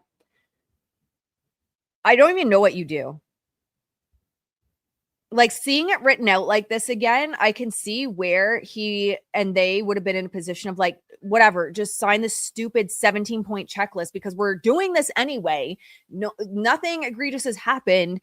We're trying to meet your demands. Let's just get this shit done so we can get the movie out. And that's probably what she was trying to do, is put a pressure cooker in place so there was like nowhere to go. That brings the court to the CRA, another agreement under which Lively seeks relief. As previously noted, filming paused on June 14th, 2023, approximately 1 month after it began due to the Writers Guild of America and SAG strikes. In an email on November 9th, 2023, Lively's attorney, which I guess is also an employee, informed Mezian and Lanius that Lively's experience during the first phase of filming had been deeply concerning on many levels, and that a list of protections would need to be guaranteed and observed by the film's producers in order for Lively to feel safe returning to the production. So she had it like waited till after being home with Ryan and Taylor Swift, conniving about what they were going to do. Then they're like, I know, I have a great idea. And Taylor was like, step on the little man. The email states that while we reserve all legal rights at this stage, our client is willing to forgo a more formal HR process in favor of everyone returning to work and finishing the film as long as the set is safe moving forward. It continues that if the production is unwilling to accept or uphold these protections, our client is prepared to pursue her full legal rights and remedies. 2 days later, Mezian, I apologize, I am pronouncing these names differently every single time. I am wildly aware of it. Responded, Wayfair, Sony, and production respectfully acknowledge that your client has concerns regarding safety, professionalism, and workplace culture. Although our perspective differs in many aspects, ensuring a safe environment for all involved is paramount, irrespective of differing viewpoints. Regarding your outlined requests, we find most of them not only reasonable, but also essential for the benefit of all parties involved. Although Mezian agreed to many of the protections, she sought clarification regarding others and stated that, one, Lively's request to engage an additional producer to supervise the production was not viable. Lively's representative replied that the list provided was not intended as a starting point for negotiation. I don't know how people like this sleep at night, honestly, but rather was necessary for Lively to return to work. The representative further requested that Mezian respond as soon as possible whether Wayfair will agree to accept all the protections included in our original communication. I mean, looking back, they probably wish they had told her just shove it, and it would have been cheaper to just redo it and hire someone different and just kick everything in the can and start over. But hindsight's 2020. On December 15th, 2023, Lively provided Mezian with a side letter which outlined the list of 17 protections provided in the November email, along with certain updates and minor modifications. Lannis confirmed receipt of this document, also known as the Contract Writer Agreement, or CRA, and an email on January 3rd, 2024 proposed certain revisions. On or about January 19th, 2024, Heath, acting on behalf of It Ends With Us movie, signed the CRA. Lively also signed the agreement. Sony exec Ange Gianetti testified at our deposition with It Ends With Us movie, executed the CRA because there was a tremendous amount of money that had been invested and spent. We had to finish the movie or it was unreleasable. And that's what I honestly think, I picture, I mean, this is a bad example, just because I don't like that they do this. But, you think of like the government rounding up the wild horses, right? It's like, you start to scare them in a certain way so they're all running in one direction. You get them into like a chute, and then once you get them into the chute, the chute goes into a pen and you lock them in the pen. And that's just a visual. I'm very visual, and that's a visual I see with what her and Ryan, and yes, I'm going to say Taylor because it is very evident by text messages, Taylor was with her every step of the way, as Blake Lively said. I mean, Blake Lively is a lying liar who lies, but there's one thing she was honest about, where they were just like narrowing the walls around them until they got them into a position where they had no choice but to concede and give them what they want because of this. A tremendous amount of money had already been invested and spent. They just had to finish the movie. The final CRA begins by stating that reference is made to the ALA and that the parties, meaning It Ends With Us movie as company and Blake L. Inc. as lender and Lively as artist, wish to confirm the conditions under which lender has agreed to cause artist to render acting services on the picture following the break in production of the picture related to 2023 WGA and SAG labor strikes. And why has no one talked about how Ryan Reynolds was writing during a strike? That seems to just be like buried. Just not going to look over here. A prior version of the CRA referred to the ALA as unexecuted. Sorry, guys, I'm a little restless. I have 2 bulging discs in my lower back, so longer streams are a bit tough, but we will get through it. I will do my rehab after the video. A prior version of the CRA referred to the ALA as unexecuted, but Lanius deleted that word in a draft, among other edits. The CRA further states that for good and valuable consideration, the receipt of which is hereby acknowledged, It Ends With Us movie agrees to certain additional terms and conditions, including the following condition found at paragraph 10. There shall be no retaliation of any kind against artist. Okay, I just want to back up a bit. The CRA further states that for good and valuable consideration, the receipt of which hereby acknowledged. Okay, so It Ends With Us movie agreed to certain additional terms and conditions. So Blake added this condition. There should be no retaliation of any kind against artists for raising concerns about the conduct described in the letter or for those requirements. Any changes in attitude, sarcasm, marginalization, or other negative behavior, Blakey. Or other negative behavior, either on set or otherwise, including during publicity and promotional work as a result of these requests is retaliatory and unacceptable and will be met with immediate action. So if I'm understanding all of this is a lot to take in. Correct me if I'm wrong. So she added that, right? Do you think like this was all like no matter? Okay, so what I'm thinking here is, say, for example, she knew that there, like, just play pretend for a second. What if she knew there'd be people noticing that he wasn't with them? And either way, she was going to set it up as some kind of retaliation. Like either way, she had it in her back pocket of like, I'm going to set them up as some kind of retaliation here. Like that is my game plan. Again, it's just been so long since I've looked through everything step by step, the way he's laying it out. That's like, I just feel no matter what they did, she was going to claim all of this, even if he said nothing. The CRA states that in the event of any conflict between the terms and conditions of the agreement and the terms and conditions of this side of letter agreement, the terms and conditions of this side letter agreement shall control. Although the initial November email with the protections to return to production indicated that if the protections were acceded to, Lively was willing to forego a formal HR process. Exhibit 103, the CRA contains no such promise on its face. When the CRA was signed in January 2024, the parties were still actively negotiating at least certain portions of the AL. Oh my God, they're still negotiating, including the provision governing sexual harassment, and no long form agreement had been signed.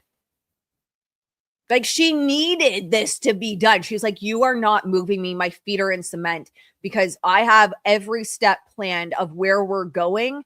And y'all have to agree to this so that I can put into play all the next steps because y'all still haven't given me the rights to It Starts With Us. And there, it was never really, I don't think, officially confirmed, but there was information. I think it came from Blake and Ryan's team that Ryan had tried to buy It Starts With Us. So Blakey's like, I need this shit agreed to because we've got step by step laid out our plan, what we're going to do to get this like universe.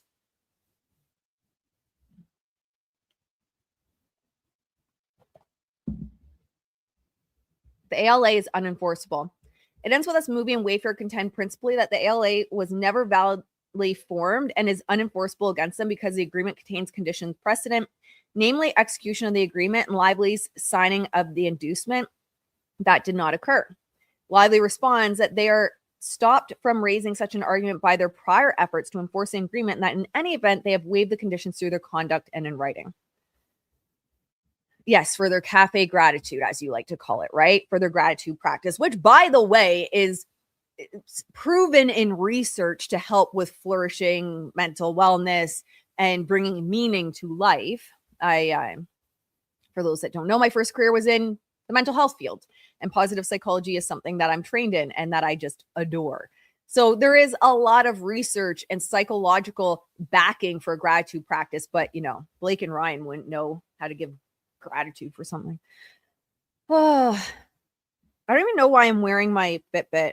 My heart rate's at 94 and like I'm not out running on a jog. This is what these people do to me. All right. So before turning to the merits of this argument, the court addresses two preliminary issues. The first relates to choice of law. In discussing the contract claims, the parties both invoke California and New York law. The court will do the same, as courts have observed that New York and California apply substantially similar rules for determining whether the parties have mutually assented to a contract term. Further, to the extent the two states' laws do conflict on such issues, any differences are material as detailed below. The Wayfair parties also make certain alternative arguments going beyond formation, which assume arguendo. It's a fun word, that the ALA is binding. Because these arguments take the ALA's validity as their premise, the court analyzes them in accordance with the ALA's California choice of law provision. Footnote: the Wayfair parties do not similarly presume the applicability of the ALA's California choice of law provision with respect to issues of contract formation. See docket number 39, number 8. They instead argue with some force, as they should, that contractual choice of law provisions have no bearing on questions of contract formation, as that would presume the applicability of a provision before its adoption by the parties has been established. The court needs not accept that argument was present for present purposes, for as previously indicated, any differences between the states' laws are immaterial. The court notes, however, that at least in the arbitration context, which involves distinct considerations and interests, the Second Circuit has rejected a similar proposition. Okay. The second preliminary issue is, are you enjoying hearing all about Blake? My husband's in the other room. He's not really like a pop culture nerd like me, but I, make sure he learns all about it. So he's hearing me ramble all morning. The second, and this is good, guys, because then I can talk to him about it later without having to update him on it. You can just hear me ramble from the other room. The second prelim issue is which defendants are now subject to Lively's contract claims. The SAC pleads contract claims against both It Ends With Us movie and Wayfair. It's undisputed that only It Ends With Us movie and not Wayfair is a party to the ALA and the CRA. Wayfair therefore argues in its opening brief that it is not liable under the agreements. In her Rule 56.1 statement, Lively suggests that Wayfair is bound by the agreements even if it is not listed as a party. Her brief in opposition to the motion for summary judgment, however, fails entirely to respond to the Wayfair party's arguments as to why Wayfair should be held liable under the agreements. Given this failure to respond and viewing the papers and circumstances as a whole, the court deems her contract claims against Wayfair abandoned. Okay. So contract claims against Wayfair abandoned. In the case of a counsel, party, or court may, when appropriate, infer from a party's partial opposition to a motion for summary judgment that relevant claims or defenses that are not defended have been abandoned. Lively asserts that the Wayfair party's arguments regarding the validity and enforceability of the ALA are all beside the point because Wayfair parties themselves previously sought to enforce the agreement against Lively and are therefore stopped from disputing its enforceability now. Judicial estoppel? I don't know. Applies where, 1, a party's later position is clearly inconsistent with its earlier position. 2, the party's former position has been adopted in some way by the court in the earlier proceedings. And 3, the party asserting the two positions would derive an unfair advantage against the party seeking estoppel. The Second Circuit has further limited it to situations where the risk of inconsistent results with its impact on judicial integrity is certain. Those circumstances are inapplicable here. Lively's argument is predicated upon the Wayfair party's assertion of a assertion of a claim for breach of the implied covenant of good faith and fair dealings filed in the court on January 16th, 2025. In an amended complaint filed on January 31st, 2025, the Wayfair parties alleged a claim against Lively for breach of the implied covenant of good faith and fair dealings. Yeah, you think? if I've ever seen a breach of good faith and fair dealings, I mean, that's it. Lively moved to dismiss the amended complaint, arguing in relevant part that the implied covenant claim had to be rejected because the Wayfair parties had failed to identify the relevant contract, any of its terms, who it was with, or how it was breached. The Wayfair parties opposed that motion without specifying a provision of a contract under which their claim arose, but also while quoting a fragment of a sentence of language that appears in the ALA without citation. Wayfair action docket number 83 at 32, quoting language that Lively agreed not to interfere with the complete enjoyment of the rights and privileges granted by Wayfair, language which appears in the ALA but not in the offer letter. The Wayfair parties did not attach the ALA to the amended complaint, and the quoted fragment appeared nowhere in the document or in the complaint. Hi, Julia. In its June 9th, 2025 opinion and order granting the motion to dismiss the amended complaint, the court dismissed the Wayfair parties' implied covenant on the grounds that the complaint's allegations were conclusatory and failed to identify the relevant contract, which individuals were parties to when it was made, or what the relevant terms were. Hi, sweetheart. What can I do for you? Lively's argument is without, I can't play right now. It's without merit because the Wayfair parties did not previously assert that the ALA was enforceable, nor did the court adopt any such position. In dismissing the Wayfair parties' amended complaint, the court concluded that they had provided insufficient information regarding the specific contract under which they were suing. It granted them leave to replead their contract claim with allegations identifying the relevant agreement and provisions, which they chose not to do. The court's holding therefore necessarily did not address whether the ALA was validly formed or enforceable. The risk of any inconsistent results is therefore not only far from certain, but non-existent. For similar reasons, there's no apparent possibility of an unfair advantage. To the extent Lively argues that the Wayfair parties should be prevented from disputing the ALA's validity, not under the doctrine of judicial estoppel, but under the different framework of waiver, the court addresses and rejects that contention below. So it says here, footnote, further, the Wayfair parties' current position is not clearly inconsistent with an earlier one. Again, the thrust of the court's prior opinion and order was that it was unclear which agreement that Wayfair parties was suing under. Contract formation. It Ends With Us movie raises two variants of the same core argument regarding why the ALA is unenforceable. First, it contends that the ALA was never a validly formed and binding contract because It Ends With Us movie expressed an intent not to be bound until Lively executed and signed the contract. And she never executed it. She never signed it. Second, It Ends With Us movie contends that even if the ALA was a binding contract, it specifically provided that It Ends With Us movie's obligations did not arise until the signing of the agreement. Because that condition never occurred, its obligations never kicked in, and it cannot be held liable under the agreements.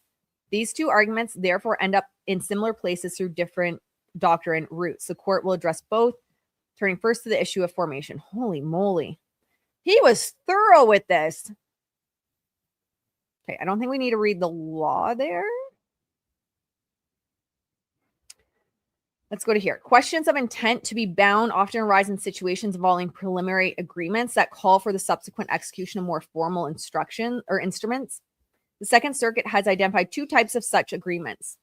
The first arises where parties agree on all points that require negotiation, including whether to be bound, and they contemplate memorializing those points in a more formal document. Such agreements are fully binding as they are preliminary only in form, only in the sense that the parties desire a more elaborate formation of the agreement. The second situation arises when the parties come to some major terms, but others remain to be negotiated. In this context, courts look to certain factors to determine whether the parties intend to be bound, including the language, the context, the existence of open terms, partial performances, necessity of putting the agreement in final form. Makes sense. In considering these factors, the first is frequently the most important, and there is a strong presumption against binding obligations and agreements which include open terms, call for future approvals, and expressly anticipate future preparation and execution of contract documents. That said, courts must remain mindful that these factors help us identify categories of facts that are often used in resolving disputes of this sort. They do not provide us with a talismanic scorecard. The ultimate issue, as always, is the intent of the parties, whether the parties intend to be bound, and if so, what extent. Applying these standards to the facts of this case, it is clear that the ALA is not and has never been a validly formed and binding contract. As It Ends With Us movie unambiguously expressed an intent not to be bound absent a fully executed and signed contract. Consider the first language of the agreements. In both the offer letter and the ALA, It Ends With Us movie expressly reserved the right not to be bound prior to execution. Paragraph 13 of the offer letter states, producers' obligations to artists hereunto shall be subject to ... full execution by artist, lender, and the producer of an agreement in a form reasonably acceptable to all parties. The ALA contains similar language. The first draft and all subsequent ones shared by Ends With Us movie assert that It Ends With Us movie is not to be bound absent receipt of executed copies of the agreement under the lender and artist.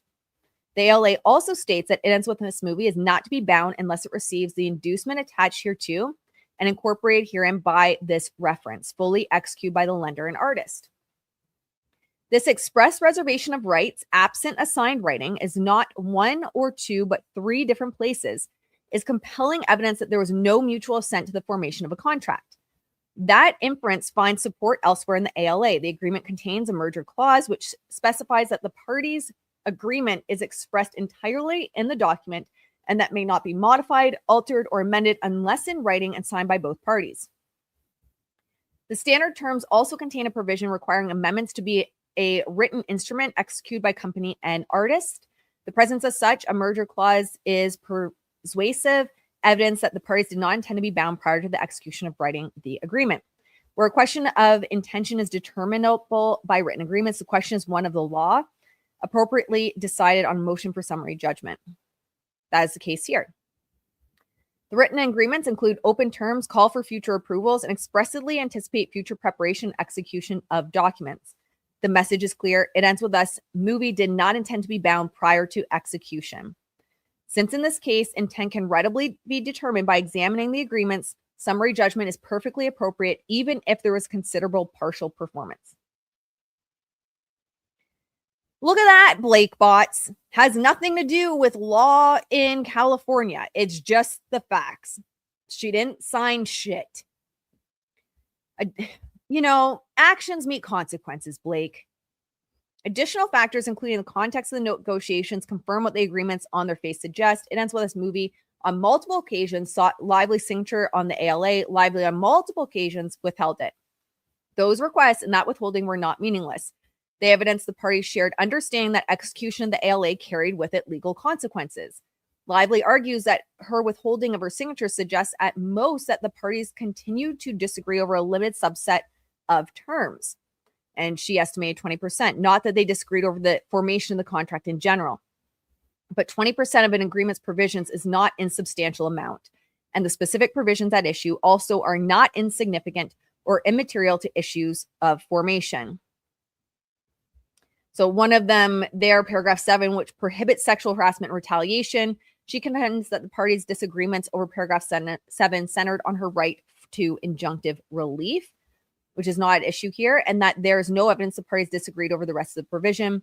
That slices matters too finely. The court cannot infer a party's agreement to parts of provision from the fact that the party has expressly disagreed to other parts of the same provision. Makes sense. The question whether Lively would have the unilateral right to halt production on the film if, in her view, sexual harassment occurred is hardly inconsequential. That's a good point, too. That's actually a really good point. She's like, potato, 20%. It's like, we were just arguing over 20%, Your Honor. What's the big deal? And the judge is like, lady, it is a big deal, because what this is saying is that you could have unilaterally stopped production on the entire film by claiming that you viewed sexual harassment. Like, it's not like, but the majority of it was agreed on. This would give you the ability to completely halt production, and you want to say like it's inconsequential. It's not. Which is a good point. I hadn't thought of it like that. The fact that the parties were not able to come to terms on such provisions provides powerful evidence that no contract had been formed after filming had basically been finished. This is insane to me. Resisting this conclusion, Lively contends that the parties' partial performance of the ALA and their written statements about it reveal that they intended to be bound, notwithstanding the agreement's clear language to the contrary and the parties' continued negotiations. The court disagrees. Considering Lively's evidence, both in isolation and as a whole, it fails to raise a genuine issue of material fact concerning formulation of the ALA. Again, this has nothing to do with California, but Blake bots are like, he just, he got wins because of technicalities. Yeah, the technicality that Blake didn't pick up a pen and sign her name on the dotted line. To start, Lively asserts that It Ends With Us movie intended to proceed with the agreement can be inferred from the fact that it produced or performed the material terms of the ALA. Had there been no contract, Lively argues It Ends With Us movie would have had no reason to perform under it. Partial performance is relevant, as one party's partial performance of the alleged contract and the other party's acceptance of that performance shows that both parties understood there to be a contract in effect. However, as the Wayfair parties argue, their performance took place under the offer letter, not the ALA.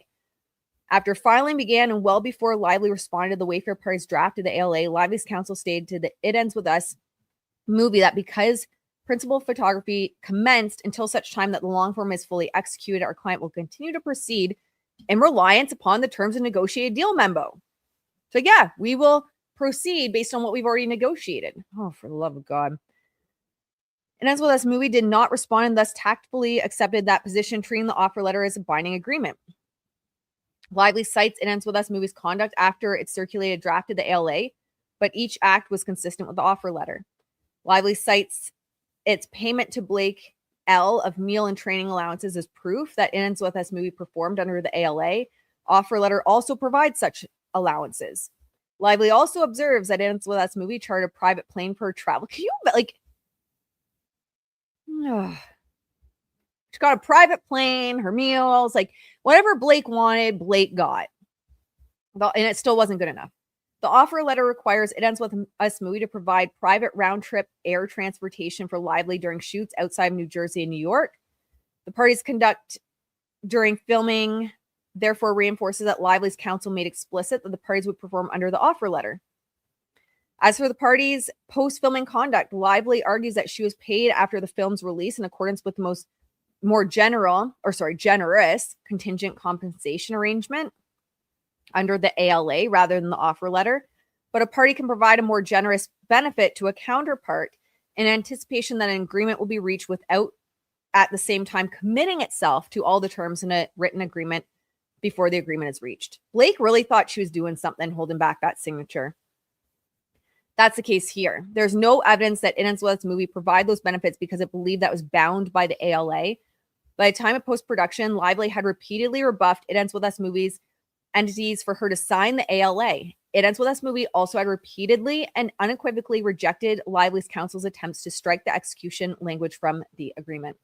Even assuming that Lively is correct and that the movie paid her under the ALA, that partial performance cannot reasonably be understood to reflect that would be silent change of heart on It Ends With movie's part.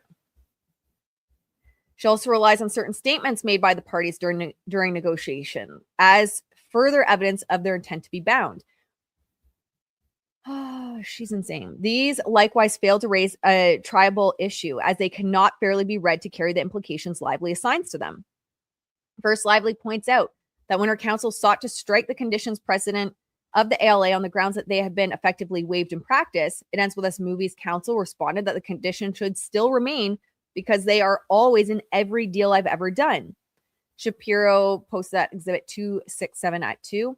Lively contends that because It Ends With Us movie's counsel did not expressly dispute waiver of the conditions precedent, It Ends With Us movie conceded the issue. A party need not use the magic words, I contest waiver, where its actions do just that. What you doing, do you think? You starting to wake up? It Ends With Us movie refused to agree to remove the relevant language, continuing to insist that Lively deliver a final executed copy of the ALA before it would be bound. You got the hiccups? Nor does Heath's email to Lively's representative on May 3rd, 2024 provide evidence of an intent to enter into the ALA. At the time, the parties still had not reached agreement on the terms of the ALA. Lively states that Heath in the email expressly confirmed in writing that Wayfair was waiving the execution conditions. But that is misleading. Like, the judge is calling her misleading. Girl, you haven't even signed this shit. And the Blake bots and Blake fans are like, but technicality. In its entirety, the relevant sentence from the email reads, "We have withdrawn a request for your client to sign her agreement in order to extend the time with the edit." The email continues, "As for the future resolution of the contract, we will stand by in hopes that we come to a conclusion soon." Clearly, Heath did not understand the contract to be resolved nor concluded, nor did he agree that Lively did not need to deliver final executed copies of the ALA. He merely communicated that Lively could edit the film while negotiations were ongoing. Finally, Lively seizes on the fact that on January 3rd, 2024, during negotiations over the CRA, It Ends With Us movie struck the word unexecuted from the phrase unexecuted actor agreement. The fully executed CRA states that reference is made to that certain actor agreement, whereas the draft CRA previously stated reference is made to that certain unexecuted actor agreement. There's no discussions or other materials in the record shining any light on that edit. The edit cannot be read as evidencing the parties' mutual intent to be bound by the ALA. Ultimately, Lively fails to confront what is the central dilemma of her claim. She contends that the ALA became binding on It Ends With Us movie at some point while the parties were still negotiating, but she cannot pinpoint a time when the parties began to be bound by it, or a point at which the version of the ALA they were bound to. The existence of a contract requires a mutual assent and intent to be bound. Unless both parties are bound, neither party is bound. Fair enough. Which draft did the ALA bound Lively? I love that he asks that. He's like, girl, I don't even know. I'm the judge and I don't even know. Was it the version that lacked the sexual harassment provision? At oral argument, Lively's counsel suggested that the ALA became binding once the parties began performing under the agreement, which counsel stated was the beginning of filming in May 2023. But if that is so, it would mean that the ALA became binding before the sexual harassment provision was even proposed, which would be like the OG one. Oh, and if it became binding at some later point, Lively cannot identify when exactly there was an agreement and what agreement specified. Like, it's the same when they asked her in the deposition, like, can you point to any smear campaign? And she's like, no. No, people just told me that's what they do. Okay, well, just because Melissa Nathan may have smeared others doesn't mean she smeared you. But same thing here. Like, I don't know. Fuck if I know. But still hold them. Like, but still side with me and not them, even though I don't know. The only conclusion that the undisputed facts would support is that the parties perform services pursuant to the offer letter. In sum, the contract's drafts combined with the parties' other written communications and actions conclusively establish It Ends With Us movie intent not to be bound to the ALA prior to its execution. Absent such intent, the ALA was never validly formed. Lively's contract claims under that agreement must therefore be rejected. Waiver of condition precedent. In the alternative, It Ends With Us movie argues that even if the ALA was validly formed, its terms provide that It Ends With Us movie's obligations did not arise until Lively signed the agreement. It never happened, so they're saying we shouldn't be held liable. Contract form goes to where there was an enforceable agreement between the parties at all. Waiver goes to whether, assuming an enforceable agreement, Ends With Us movie voluntarily and knowingly abandoned the terms that it would not be bound until Lively delivered final executed copies of the ALA. It Ends With Us movie's argument on this front succeeded for largely the same reasons that its arguments do above. California law defines conditions precedent as a contract term that is to be performed before some right dependent thereon occurs or some act dependent thereon is performed. It goes into the law there. We won't read every line of the law. Lively has not identified evidence to support that It Ends With Us movie intentionally waived the conditions precedent under the ALA. Lively can only point to Heath's May 3rd, 2024 email in which he states that we have withdrawn our request for your client to sign her agreement in order to extend the time of that bit.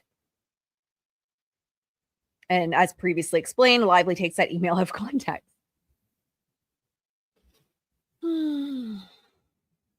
So it says, when Lively's counsel attempted to strike the conditions on the grounds that have been waived in practice, It Ends With Us movie respond that conditions still need to be left in. It Ends With Us movie insistence on keeping the provisions in the agreement establishes just the opposite. Furthermore, insofar as Lively's counsel suggested that the conditions had been waived by It Ends With Us movie performance under the ALA, that contention failed to account for the fact that Lively herself indicated that she would proceed in reliance under the terms of the negotiated deal memo, which is the offer letter. So it's going over much of the same thing. So Notice and Cure, It Ends With Us movie offers one last reason why Lively's ALA claim must be rejected. It argues that there was no actionable breach of agreement under or because Lively did not satisfy the ALA's Notice and Cure provision. The court agrees with It Ends With Us movie here too.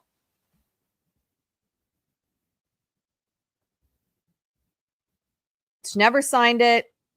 It says here, asserts that Lively never provided the requisite notice and opportunity to cure before asserting her breach of contract claims, because the cease and desist letter she sent on December 20th, 2024 was not addressed to It Ends With Us movie and did not mention any alleged breach of the ALA. It Ends With Us movie further argues that even putting aside the fact that the letter was not sent to It Ends With Us movie and did not assert, she didn't like sue the right people, did not assert a breach of the ALA, Lively failed to comply with the contractual 30-day cure period by filing suit only 11 days after sending the cease and desist. So even if, like, she didn't even sue the right people, but even if she did sue the right people, there was supposed to be a contractual 30-day cure period. But by filing her lawsuit 11 days after sending the cease and desist letter, she breached that.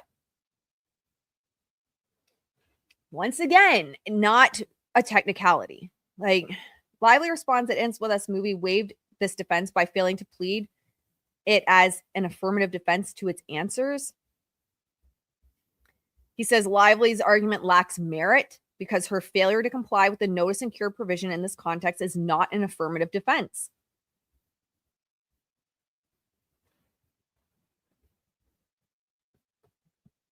So they're just going over the law here. But yeah, he agrees with Wayfair, does not agree with her.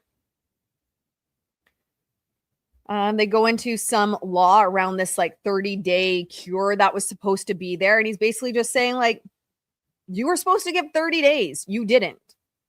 So in reaching this conclusion, the court also considered and rejected the developer's argument that it had provided the requisite notice through its conduct in litigation.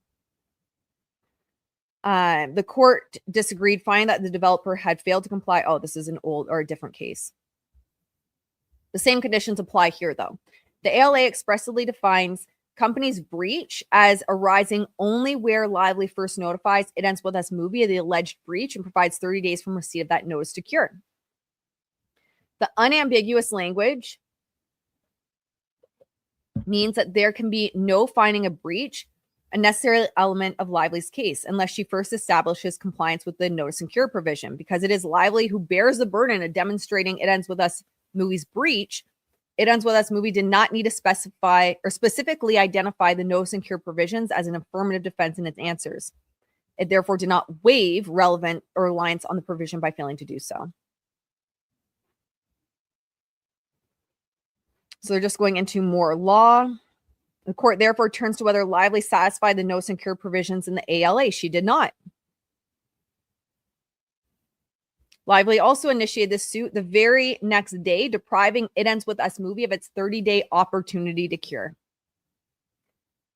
Lively suggests that any issue regarding the cure window was now moot because her first and second amended complaints were filed more than 30 days after the suit was initially filed.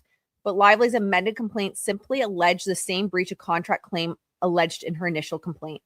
Courts have repeatedly explained that the purpose of notice and cure provisions is to provide the breaching party an opportunity to cure the breach before litigation or termination of the contract, which she didn't do. In sum, Lively has failed to raise a tribal issue regarding the breach under the relevant contractual language. So the CRA is enforceable. Lively's attempts to enforce the CRA, in particular its provisions, specified that there shall be no retaliation of any kind against artists for raising concerns about the conduct described in the letter. It Ends With Us movie makes two primary arguments why Lively cannot enforce the CRA. It argues that the CRA was not binding because it made reference to the ALA and thus had no force prior to the ALA's adoption.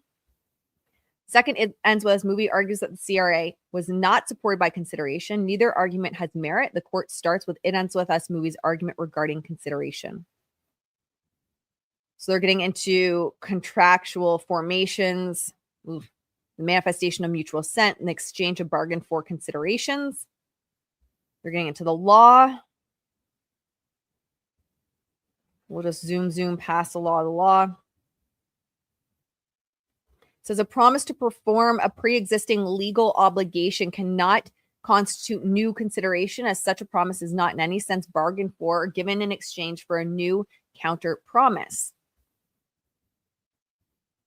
Regardless of where the burden in this case fall, there is sufficient evidence in the record to conclude that the CRA was supported by valid considerations. In particular, when the parties entered into the CRA, Lively's legal duty to return to set was the second half of production was at least doubtful or subject to an honest dispute.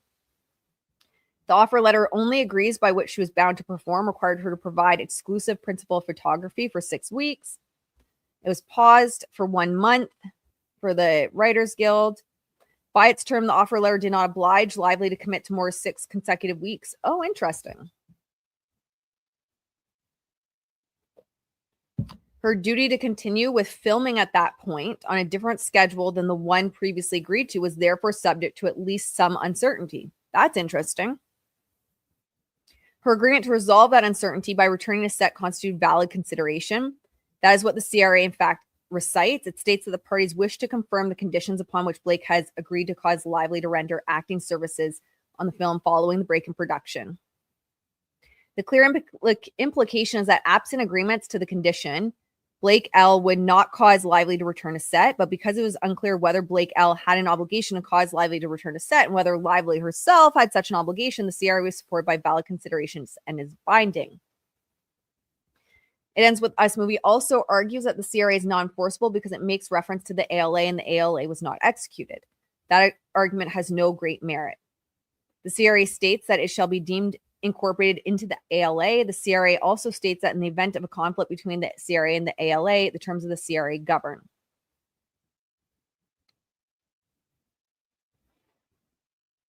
It ends with Us Movie argues that even if the CRA is enforceable, Lively's claim for breach of that agreement must be rejected. It ends with Us Movie again relies on the notice and cure provision of the ALA, but no such provision appears in the CRA. Of course, where there are multiple integrated agreements, those agreements are to be read as a unified whole. But here, there's only one agreement, the CRA. Because Lively never agreed to the ALA, she cannot be deemed to be bound to its terms. Indeed, as explained above, the intent of the parties in making reference to the ALA was not to incorporate all of its terms, including the conditions precedent in the notice and cure provision, but to ensure that if the ALA were ever adopted, it would not supplement or supersede the CRA.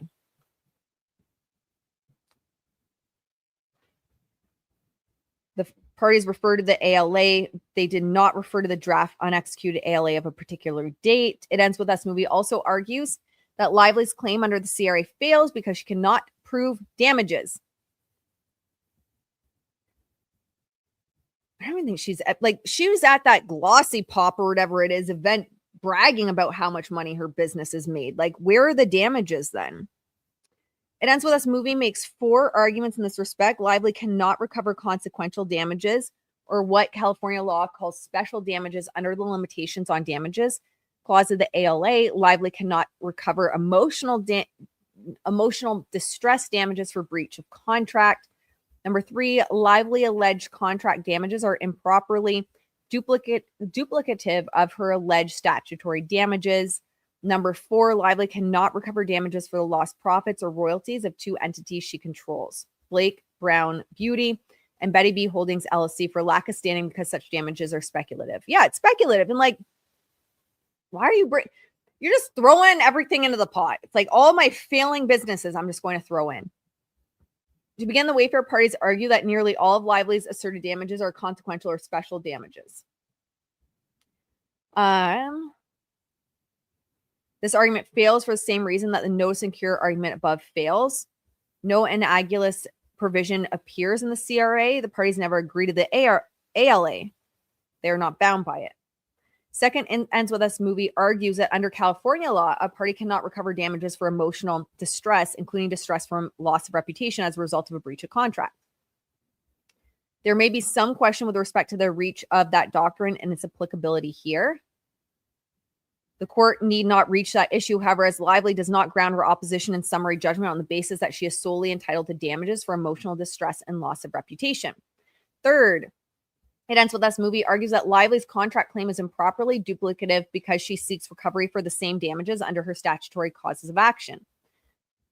The cases that It Ends With Us movie cites, however, stand for the provision that if a plaintiff proceeds on two claims, each of which seek damages for the same injury, the plaintiff will not be entitled to double recovery. Finally, It Ends With Us movie argues that Lively cannot recover for lost profits for Blake Brown and Betty B. Holdings. Lively responds that she is not seeking relief in her capacity as a shareholder, but rather direct damages to her business reputation. Girl, you did that yourself. You did that when you were creating Rile You Wait drinks for a DV movie. Like, just take, if her and Ryan had some capacity to take responsibility for their actions and self-respect, or, well, also had self-respect, but self-reflect, we wouldn't be here. The court can decide that it is better to leave the matter for trial. In this case, the parties devote only a few pages to Lively's theory of damages. The issue is better addressed at trial or prior to trial through motions in limine directed to the admissibility of evidence and argument. It Ends With Us movie's motion for summary judgment with respect to Lively's contract claim under the CRA is denied.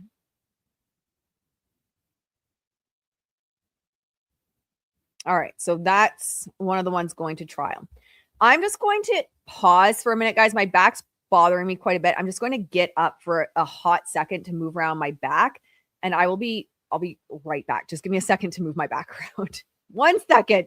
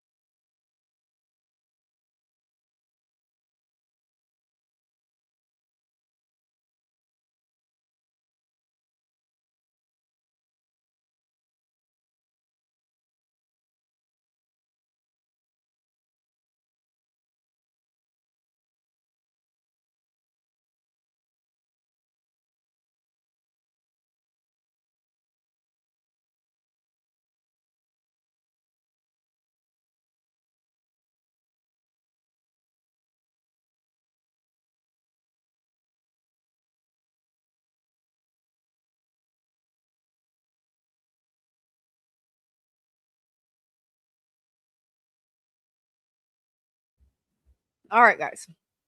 We are back in business. Hi, Chundi. Hi. Oh, I love you. I love you. I'm not done yet, though. Okay.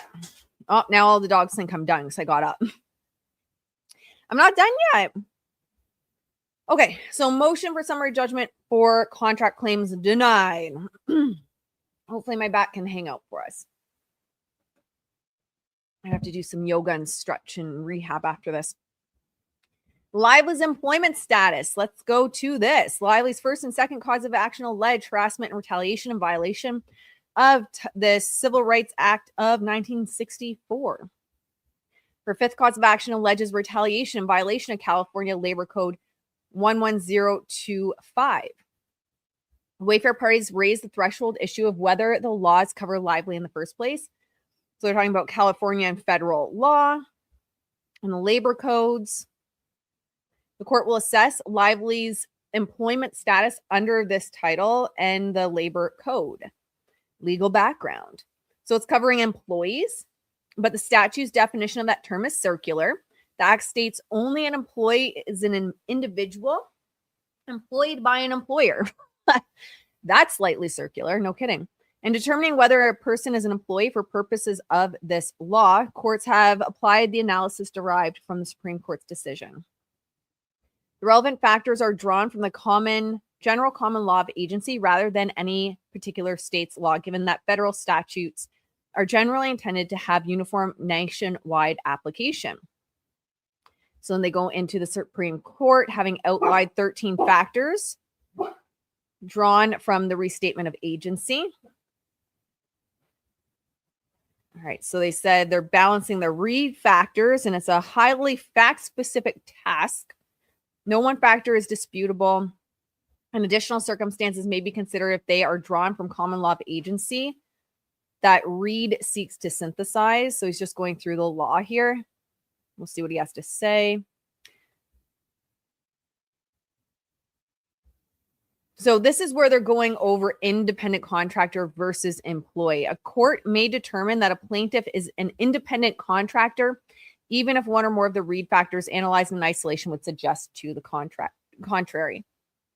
It's funny, as in a completely aside, years ago, as an independent contractor at this mental health facility I worked at, and it was equine assisted therapy and neuroplasticity program for people that had been out of the workplace due to mental health challenges. And anyway, long story short, she had me listed as an independent contractor for tax purposes, but I was definitely an employee, 100% an employee. And I got audited just randomly, and the government found this out. And oh boy, did she get in a lot of trouble. She got in a lot of trouble, had to pay the government a lot of money for lying about how she was listing employees. Okay, so independent contractor versus employer is what we're getting into. The analysis is not indifferent to congressional intent. A person who may be deemed an independent contractor for purposes of the work for hire provision of the Copyright Act, where the rights to intellectual property can depend on contractual terms, may nonetheless be an employee for the purposes of this law in California. Okay, they're just going more into the law. The presence or absence of each Reed factor raises a question of fact, but the ultimate determination as to whether a worker is an employee or an independent contractor, that is the balancing of the Reed factors, is a question of law. You being a sucky?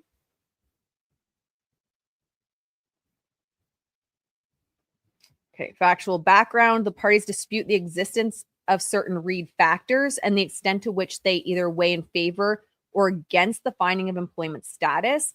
However, they do not dispute the underlying material facts. Lively agreed with It Ends With Us movie, a company formed to produce the singular film, that she would perform a specific role. The offer letter between It Ends With Us movie and Lively's loan out an entity pursuant to which Lively performed and was bound, gave Lively important rights, both which respect to the film and her participation in it. No change could be made to the script, the director, the co-lead, or the double, if any, for Lively without her permission. Lively had rights with respect to her hair and makeup, which, I mean, you know, makeup, hair, clothing should have never been given to her. Oh my God. Section 7 of the agreement is titled Approvals and states artists will have mutual approval rights over the following. So hair, makeup, which is that Vivian Baker, wardrobe personnel, stand-in, stunt double, if any, the screenplay, the director, says with Justin Baldoni pre-approved, and any replacement, and D, the co-lead for the picture with Justin Baldoni pre-approved and any replacement there too, meaning consultation over the look of the role, ad campaigns, and release patterns. Hair and makeup personnel are exclusive to the artist. Peter Owen is a pre-approved as the wig maker.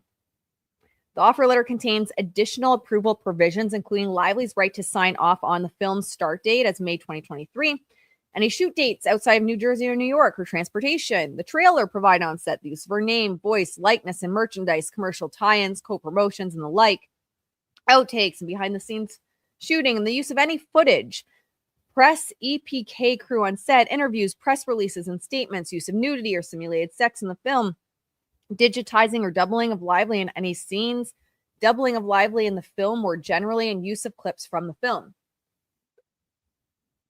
There's no genuine dispute that Lively's approval rights were honored in practice. Lively's counsel acknowledges at oral argument that there was nothing in the record indicating that the Wayfair parties ever ignored, refused, or rejected Lively's exercise of her approval rights under the offer letter.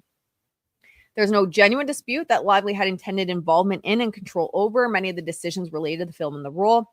Oh, there we go. The PGA letter is we made it. It's the PGA letter. She does not dispute the underlying facts relayed in her letter to the Producer Guild of America.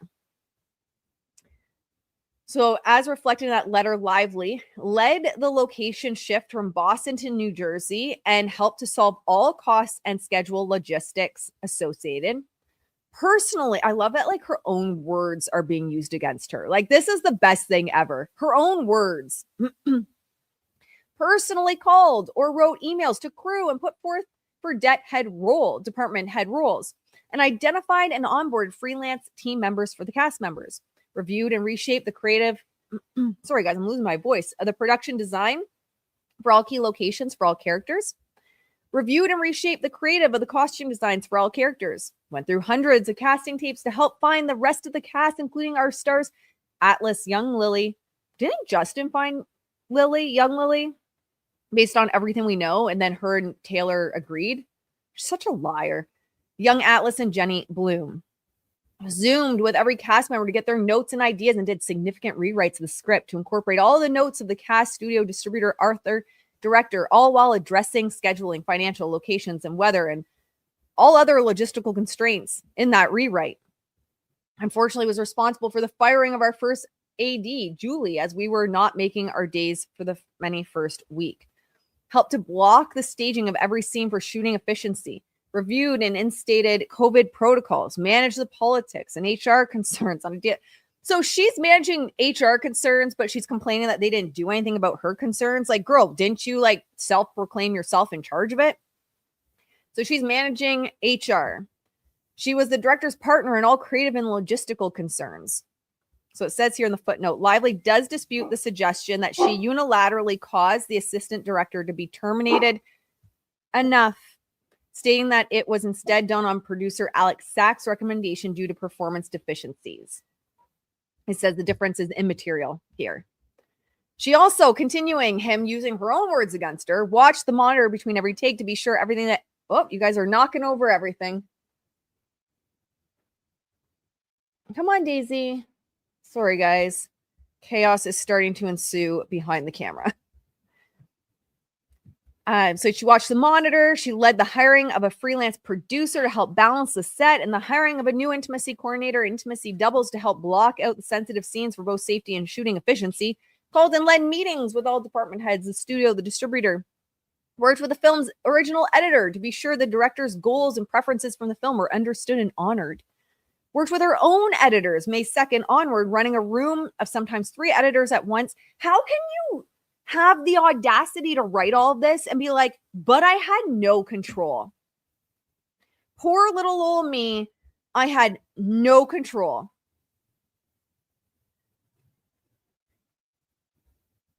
She's just too much.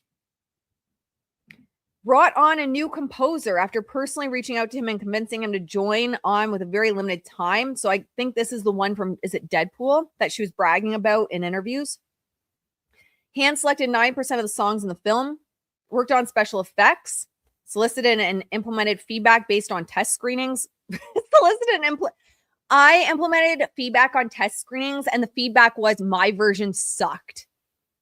The feedback was, I suck at this job I tried to overtake from Justin Baldoni, and his version was much better, but I still wouldn't let his version be seen. Worked closely with the international teams on everything from posters, commercials, book covers, and beyond by territory. Worked with the digital team, worked with cast representatives, showrunners, tour managers, spouses, travel agents to coordinate schedules for press. Lyman continues, there also is no dispute that, in addition to the flat sum guaranteed as payment for her work on the film, Lively was entitled to contingent compensation based on the film's performance, as well as compensation in the form of credit and bonuses for awards. Because, yeah, I don't think Blake ever had to worry about anything in regards to awards. Like, that was a waste of your lawyer's time. You ain't getting an Oscar for this movie or any other movie, girl. The offer letter committed Lively to providing 6 weeks of exclusive principal photography services plus standard prep services subject to her approval and availability, and up to 3 free post days. At any other point, Lively was free to accept other work and to perform in other films, which she did. The PGA letter indicates that she was shooting another film while simultaneously working a minimum of 10 hours a day on post-production for the film. As for her working hours during principal photography, the offer letter cabined them as follows: 12-hour portal to portal. So that's drop off at home until pick up at home the following day. So she had to have 12 hours off. 10.5-hour portal to portal, drop off at home until pick up time the following day. Turnaround if artist stays at upstate residence. Oh, okay. Based on where she was living, the turnaround time changed. 56-hour portal to portal, drop off at home at the end of the week until pick up at home the following day. Weekend turnaround, provided that artists will give good faith consideration to reducing the weekend turnaround to 52 hours portal to portal, up to 2 times during principal photography.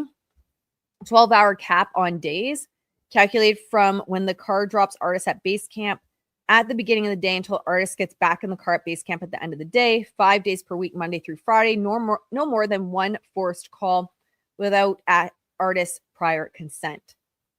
Analysis. The undisputed facts reveal that Lively enjoyed a degree of economic independence sufficient to make her an independent contractor. Yep. Yeah, that seems about right. Although not every factor weighs equally in the favor of that conclusion when viewed in isolation, analyzing the factors collectively eliminates any dispute. That means that Lively cannot bring a claim under Title V2. The court first analyzes each read factor separately, recognizing that they overlap. So right to control. This factor favors independent contractor status. Lively enjoyed extensive control over the means and manner by which the product was produced, both as a matter of contract and in practice. The type of comprehensive control that characterizes a traditional employer-employee relationship was absent. By contract, it ends with this movie would produce only one product with Lively's participation in the film, for which her approval of the script director or co-lead was required before she was bound. Moreover, it ends with this movie could not make any changes to those aspects of the production without her approval. She had the right to meaningful consultation, not just over the look of her role, but also over ad campaigns and release patterns. And that's, of course, as we know, where she wrapped in maximum effort into it, which is definitely a Ryan move. If you guys watch even Ryan's deals with like production companies, sports teams, even when he signs contracts for sports teams, maximum effort gets the right to run like all the advertising for it. Seems to be just part of his, from what I can see so far, allegedly based on my opinion, seems to be part of his contract. And that's what she was trying to pull here too. So she had the right to approve any behind the scenes shooting and any use of footage. It ends with a movie could not issue a first press release mentioning her as an actor without her approval, and cannot issue any additional press releases mentioning her other than as an actor in the film without her approval. She had control over hair and makeup, and the Wayfair Parties did not have the right to cast an actor as her double without her prior written consent. I guess that's also why he talked to her about what's her face. I can't even remember her name now. Young Lily, though. Lively also had power as a matter of day-to-day reality of the parties' working relationships. Lively described Baldoni in the PGA letter not as an employer, boss, or superior, but as a partner in all creative and logistical concerns. She's such an idiot. I love that her own words are being used against her. But again, let's not forget that Blake fans and Blake bots are pushing right now that all of this is just a technicality. Let's not forget that they are pushing, and that's the only, oh, that's what her name is, Isabella Frere Roach. Yeah. That's the narrative. That's the PR narrative that her bots and her team and her supporters are going with right now. And I'm seeing it across social media. It was all thrown out based on a technicality not for any other reason. Well, that's fucking funny, eh? That's really funny, because so far what I'm seeing is he's like, girl, you didn't sign it. That's on you. Number two, you were a independent contractor, not an employee. Look at all this shit you wrote in the PGA letter. It's undisputed, among other things, she reviewed and shaped the production and costume design for all key locations and characters. This is insane. Performed significant rewrites of the script to incorporate feedback. Reviewed and instated COVID-19 protocols. Led meetings with even the studio and the distributor. Oversaw a team of editors and coordinated and managed cast and crew's various schedules. Lively emphasized that the Wayfair parties had the right to control her performance because she had to render her acting services when and where they directed. Can you imagine being so insane that it's like, but you told me I had to show up Monday through Friday, therefore I'm an employee. Yeah, even independent contractors have some guidelines, at least in Canada, around like when and where. Like if I hire an independent contractor for my farm, if they show up at the farm down the street, like I'm not paying them for that shit. What are you talking about, Blake? Specifically, she states that she had to adhere to a set work schedule. Oh, see, yeah, that's what I was getting to. She would complain about that and provide exclusive services during filming. But these factors weigh only marginally, if at all, in the favor of being an employee. Yeah, if at all. It's just wild to me. The duration of her work on the film and the start date on which that work began were heavily negotiated. Also, where it was filmed. Just as she was required to start in May 2023 and to continue for up to 6 consecutive weeks during the run of production, so too, if It Ends With Us movie wanted to make the film with her, was It Ends With Us movie required to adhere to that schedule. Moreover, that Lively's time commitment was defined by the task at hand, with a maximum number of weeks during which she was required to work. Further suggests that she was not an employee. Lively was hired only for that particular period. It Ends With Us movie could not assign Lively other projects. It had no right to any of her time beyond what was necessary to accomplish that project and was outlined in the offer letter. Lively, not in Ends With Us movie, would have the choice of whether to contribute the additional hours. It appears to be true and must be taken as true for the purpose of this motion that once the parties agreed that shooting would start in May, Lively had no discretion but to devote up to 6 consecutive weeks to the film until production was complete, and that during that period she could not offer principal photography services to anyone else. However, that cannot enough make her an employee. A movie cannot be produced without the simultaneous participation of a number of persons, including the director, cast, and crew. Like, Blake's like, but you needed me there to film it. I'm clearly an employee. And they're like, what? You're just going to like show up whenever you wanted? Insane. Thus, even assuming that plaintiff was expected to work a particular schedule is the very nature of plaintiff's work that obliged her to work on certain days and at certain times. Do something else for work if you don't like how your job goes, Blake. And it continues here. An opera performer may have limited dates on which she can perform and must make sure the dates she chooses are the ones in which the conductor and other performers will be available. But that does not mean that because her performance is dependent on the participation of others, that she is an employee. So they're going over laws for this. For similar reasons, the fact that Lively could not during those 6 weeks participate in principal photography for anyone else also does not make her an employee. Depending on the circumstances, an inability to take on other work can support a finding of an employee-employer relationship. Depending on the circumstances, does not apply to her. That is because the freedom to accept other work from other sources lies at the very heart of the independence inherent in the independent contractors. It's funny because that was actually one of the questions they asked me when I got audited that year. They had asked, like, can you take on other jobs? And I was like, oh God, no. I tried to pick up like extra hours somewhere else and that was shut down immediately. So that for my situation, it went towards me being an employee. But like he says here, context matters. It says here the requirement that while principal photography took place, Lively's acting services would be exclusive to It Ends With Us movie does not reflect that she lacked the economic independence to be an independent contractor. The contract reflected nothing more than Lively's commitment of the time necessary to film her scenes alongside other actors in the film crew. At any other point, she was free to accept additional work and to perform in other films, and she did so. The PGA letter indicates that she was shooting another film while working on post-production. The where factor also tends to suggest that Lively was not an employee. That factor frequently is of negligible weight, where the hired individual is by necessity required to work where the defendant has offices. That's like I was saying, if I hire an independent contractor for my farm and they show up down the street, they can't be like, well, I cleaned up the paddocks at the farm down the street. Well, that's nice. You didn't clean them up at mine. But here it has weight, and that weight favors the Wayfair parties. It ends with Us movie did not have a fixed location for shooting where Lively had to appear. It was a special purpose entity created only to produce the film. Lively herself led the location shift, from Boston to New Jersey for principal shooting. Once she led that shift by contract, she could only be required to appear in and around Jersey City, New Jersey, and New York City, New York. As counsel for It Ends With Us movie and Wayfair stated at the time, we are willing to move the shoot from Boston to New Jersey to accommodate Blake. But she's an employee. She is insane. We understand how important this is for her. Although the film itself is set in Boston, we are planning a shoot there. We'll make the adjustment. If the Wayfair parties wanted to shoot anywhere else, including in Las Vegas, they had to obtain Lively's prior approval.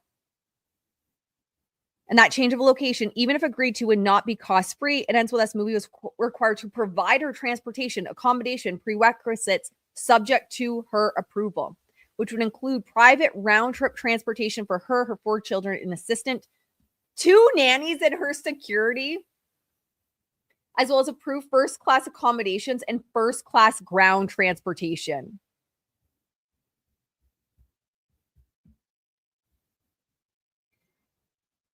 Ugh.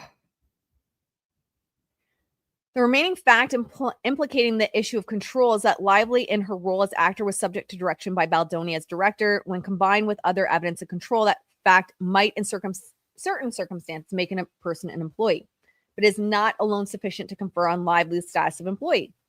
A person need be in control over all of the means and manner of production to be an independent contractor, or need not, be in control of everything. Any complex products will require the involvement of persons with different specialties. In the case of a movie, in addition to the director, it will involve actors, cameramen, etc., etc. Lively may have been subject to some extent to Baldoni's direction. In the end, he was the one to call for lights, to direct the camera, to start shooting, and tell the actors when to act, but his discretion was not unlimited. Baldoni, too, was subject to constraints on his creative freedom. He was required to direct according to the script, not have control over the script. For him to depart from the script, he needed Lively's assent. Like, he couldn't. I feel so bad for him. If, for example, Lively did not want a scene to deviate from the screenplay in a particular manner, he could not direct her to do so. Lively admits that she helped to block the staging for every scene for shooting efficiency. That after the labor strike, she was writing as the film was shooting, and that she watched the monitor between takes. To be sure, everything that ended up on screen, every department was best servicing the film and led the change needed to get there when applicable. Lively accordingly participated with Baldoni in the creative collaboration and exchange of ideas on similar, albeit not identical, footing. Skill. Lively's skill. Lively has skills. That is news to me. Lively's skill level tips heavily in favor of finding independent contractor status. The Second Circuit has stated that those in professions akin to that of architects, photographers, graphic designers, drafters are often found by courts to be highly skilled independent contractors. It has found that screenwriting is a skilled position.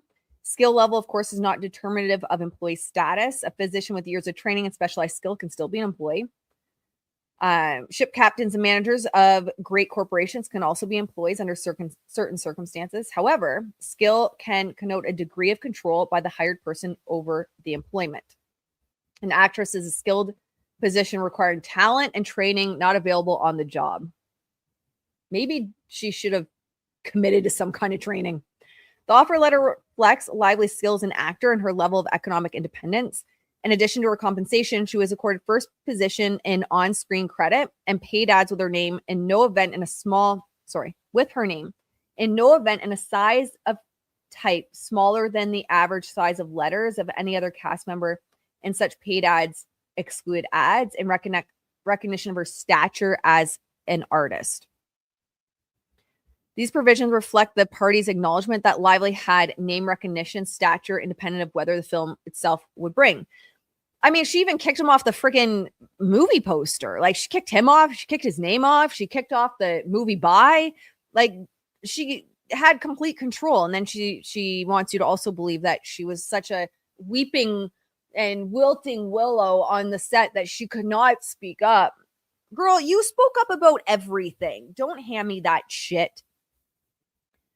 All right. The source of instrumentalities and tools is also consistent with Lively's status as an independent contractor. The undisputed facts here reflect that It Ends With Us movie contributed the set, camera, sound, costume, and crew. Lively could not appear in the film without a camera and sound technician to record her and a costume to wear. Well, didn't she just get her costumes from her own wardrobe?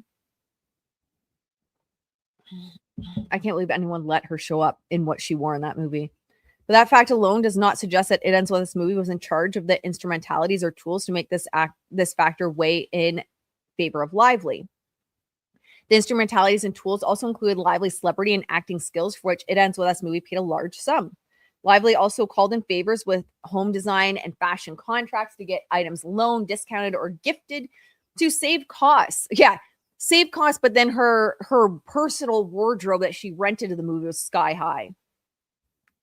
Costs associated with both production design and costumes, and during post-production, she provided her own editors to participate in the editing of the film. Moreover, while It Ends With Us movie owned the screenplay and enjoyed the authority to hire members of the cast and crew, there is evidence that it shared the practical ability to exercise that authority over Lively. The offer letter gave Lively approval rights over hair, makeup, and wardrobe personnel. She personally called and or wrote emails to crew, put forth names for department head roles. She also went through hundreds of casting tapes. Did she, though, for the rest of the cast? And maybe she did. And personally identified the actor to play Jenny Bloom. Yeah, good choice. She was involved in the firing of first assistant director. These facts also point towards independent contractor. Says here, the ability to hire others to run the business is evidence of the type of considerable independence and discretion that supports a finding of independent contractor status. The duration and nature of the employment was consistent with independent contractor status. A traditional employee will typically be hired to create not just a single artistic project, but will instead be subject to the employer's right to assign additional and distinct projects during the term of engagement. By contract, an independent contractor's engagement is more likely to be project by project, with the relationship terminating upon completion of the contractually assigned project, which is independent contractor.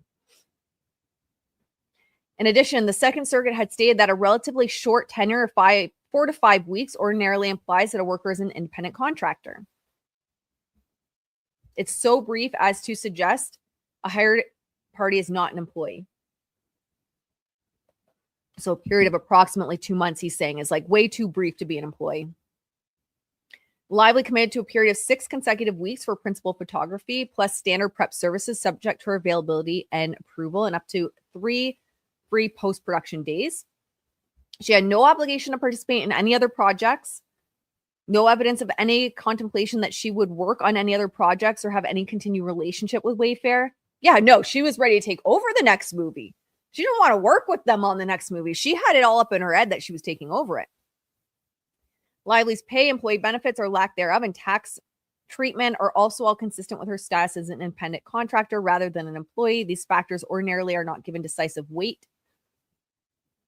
In the context, so the law context, for fear that a willy employer might, by contract, force its employees to give up their statutory rights and thereby output of anti-discrimination laws. In this case, however, the particular circumstances do weigh at least someone in favor of the independent contractor status. Like how she was paid as an independent contract. She was paid by the project rather than hourly, and through her loan out agreement, Blake L, rather than directly. She also received substantial equity in the project. Her own words, she owned a huge piece of the movie. Insane. It Ends With Us movie guaranteed her a wide theatrical release, and she, through her loan entity, was entitled to receive contingent compensation based on the success and exploitation of the film, with no one to get a greater percentage or more favorable definition or cut. She was like, I'm the best. I need to get the most money from this. Like, she was literally paid more than Justin paid himself. The provisions for award bonuses and credits suggest that she had a stake in the project independent of what her work would generate for the common enterprise.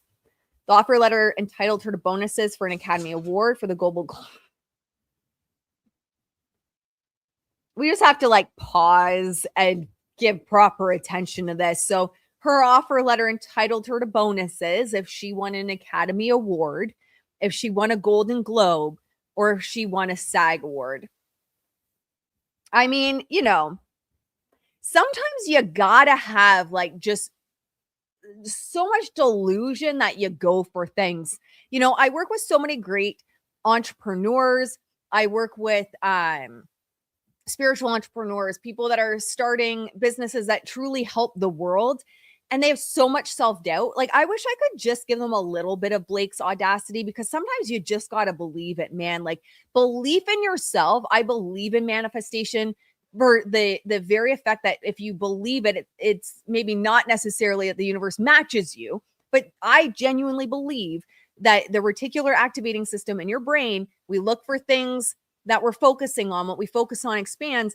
You know, I don't think she's ever going to get an Academy Award, but I do think really good people that have gifts to bring to this world could use just a touch of this audacity so that they can focus on the goal, focus on the dream, and bring it to life. But, you know, I don't think manifestation is going to help Blake with an Academy Award. Unless she manifests that there's like a year that she's the only one in movies, maybe. I don't know. But I think at that point, the Academy Awards would just be canceled for the year. Lively did not receive employee benefits such as medical insurance, and the Wayfair parties were not asked to and did not withhold federal income, Social Security, or Medicare taxes, or any other state or local taxes. That was another thing I was asked when I was being audited in regards to that. Like, did she withhold any taxes? Like, any of that. Whether work is part of the regular business of the hiring party. Finally, there's no dispute that the Wayfair parties were in the business of producing the films, and that Lively's work related to that business objective. The Second Circuit has cautioned, however, that whether a hiring party is in business indicates nothing but whether the hiring party was an employee in that business.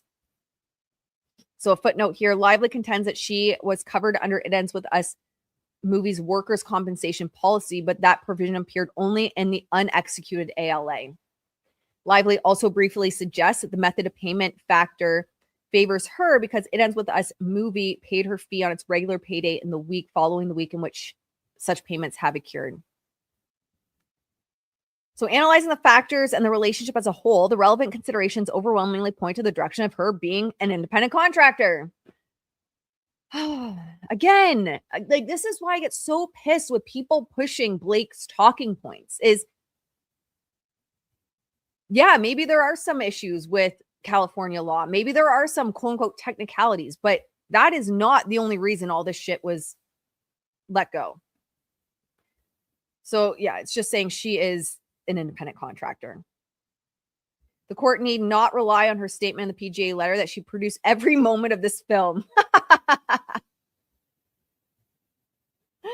So it says here, not only did she reserve a substantial contractual control over her participation in the film, but she exercised that control. The court need not rely on her statement of the PGA letter that she produced every moment of this film to see that her role far exceeded that of a traditional employee.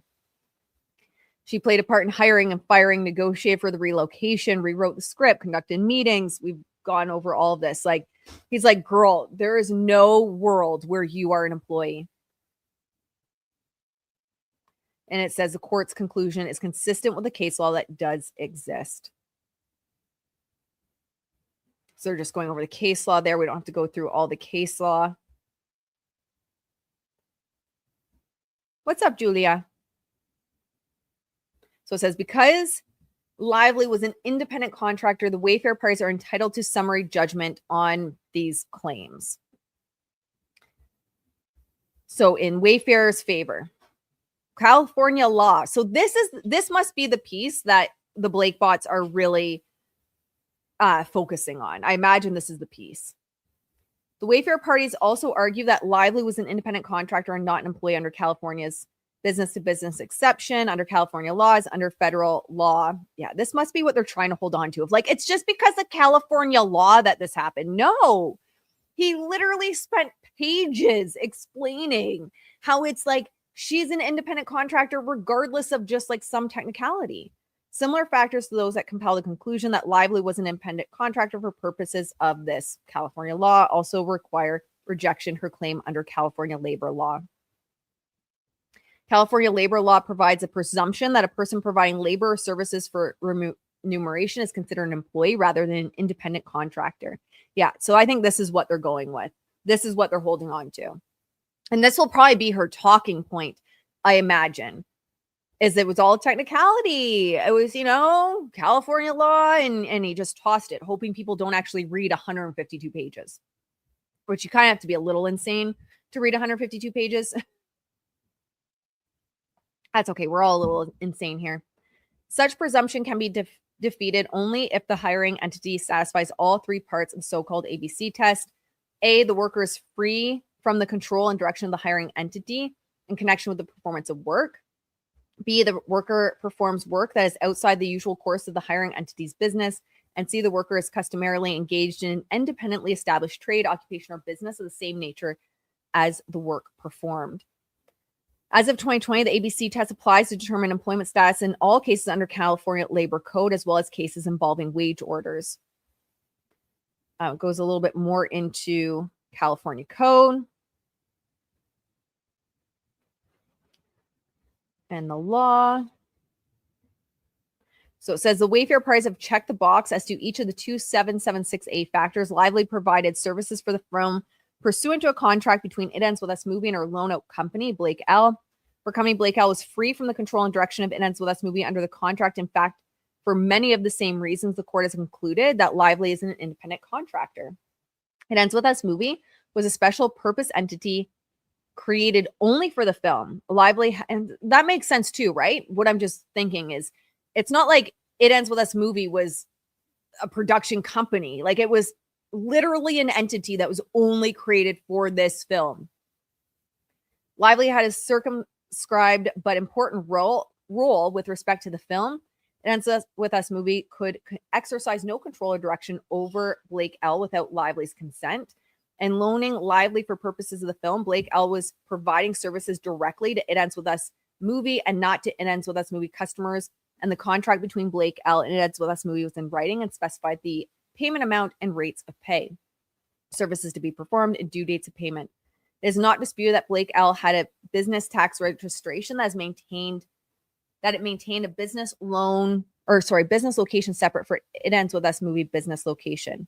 Nor is it disputed that Blake L is customarily engaged in an independently established business of the same nature as that involved in the work performed, that Lively could contract with other production companies to offer her services, that she held herself out to the public as available to provide similar services.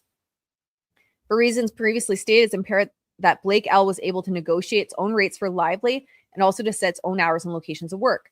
The same undisputed facts that established Lively was not an employee also satisfied the test for an independent contractor under Borrello. Lively and Blake L had control over the manner and means of production. Extraterritoriality. The Wayfair parties present one last hurdle to Lively's California statutory claims. They assert that these laws apply only to conduct with a sufficient nexus in California and that such a connection is lacking here. Lively responds that the California statutes apply because the parties included a California choice of law provision in the ALA, and that even without that provision, her claims possess a sufficient nexus to California. Okay, so California presumes that statutes do not have extraterritorial application. As the California Supreme Court has repeatedly explained, no matter how far the legislator's power may theoretically expand or extend, courts presume the legislator did not intend a statute to be operative with respect to occurrences outside the state unless such intention is clearly expressed or reasonable to be inferred from the language of the act or from its purpose, subject matter, or history. There you go, Yizoo, who keeps trying to send me fake cease and desist from her notes app. using California law and I'm in Canada. Can't even extend it out in the US, let alone in Canada.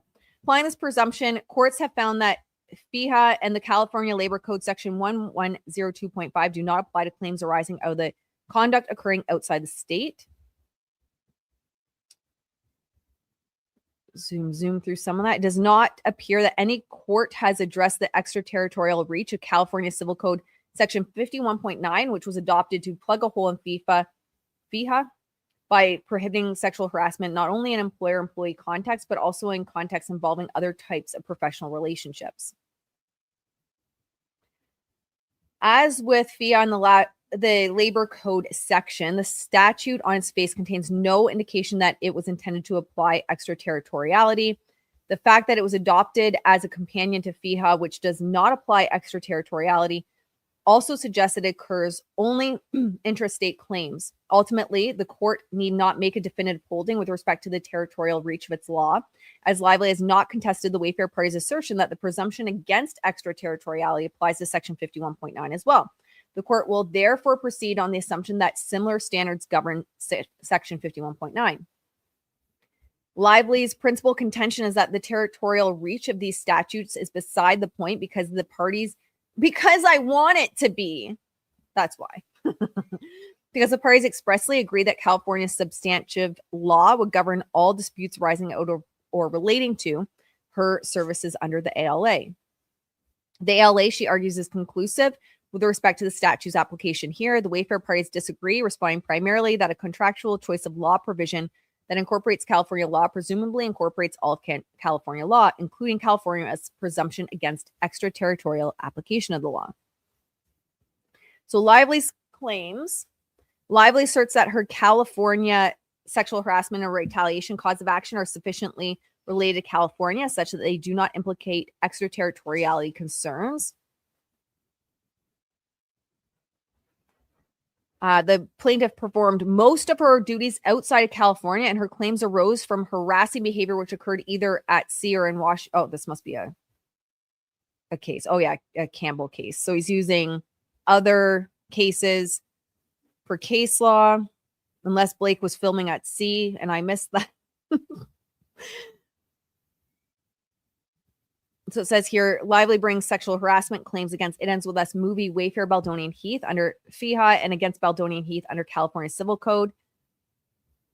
The crux of these claims is that the defendants harassed Lively and subjected her to hostile work environments on the basis of her sex or gender. Lively's allegations center largely around conduct which occurred on the set of the film during the first phase of production in New Jersey.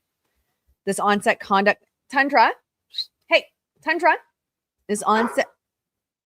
This onset conduct occurred outside California and cannot support applying the statute's extraterritoriality. Tundra, recognized as such, Lively asserts that the key decisions that enabled, escalated, and perpetuated the hostile work environment were made in California by executives supervising Miss Lively's employment from Wayfair's California headquarters. She alleges that Baldoni and Heath made critical pre-production decisions from California that enabled harassment to occur and left cast and crew without protections once filming moved to New Jersey. For that provision, Lively asserts that Heath, acting from California, failed to hire a separate HR presence for production, even though Baldoni had a potential conflict of interest as the film's director and Wayfair's chairman. Lively also points to Wayfair's failure to provide sexual harassment training cast and crew after Sony informed it that Sony would not be responsible for the training. Lively asserts that these California-based management decisions effectively guaranteed that once filming began, there would be no meaningful mechanism for Miss Lively or any other cast member to report inappropriate behavior. That's bullshit. There is no way Blake Lively genuinely believed that she had no way to report inappropriate behavior. I don't believe that. Lively alleges that the additional conduct in California set the tone for harassment.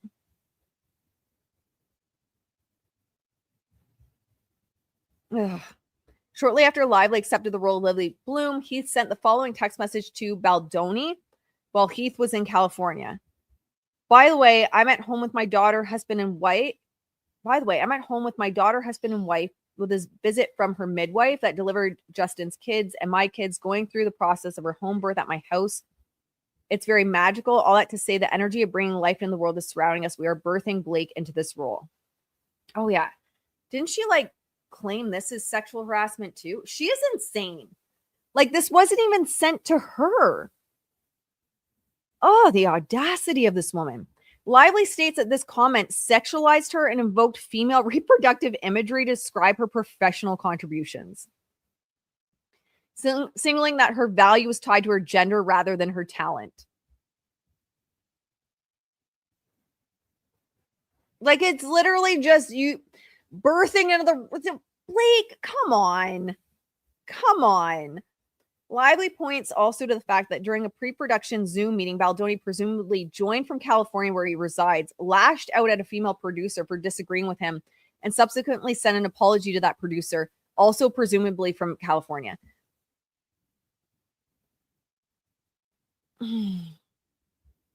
Lively further states that when she and Slate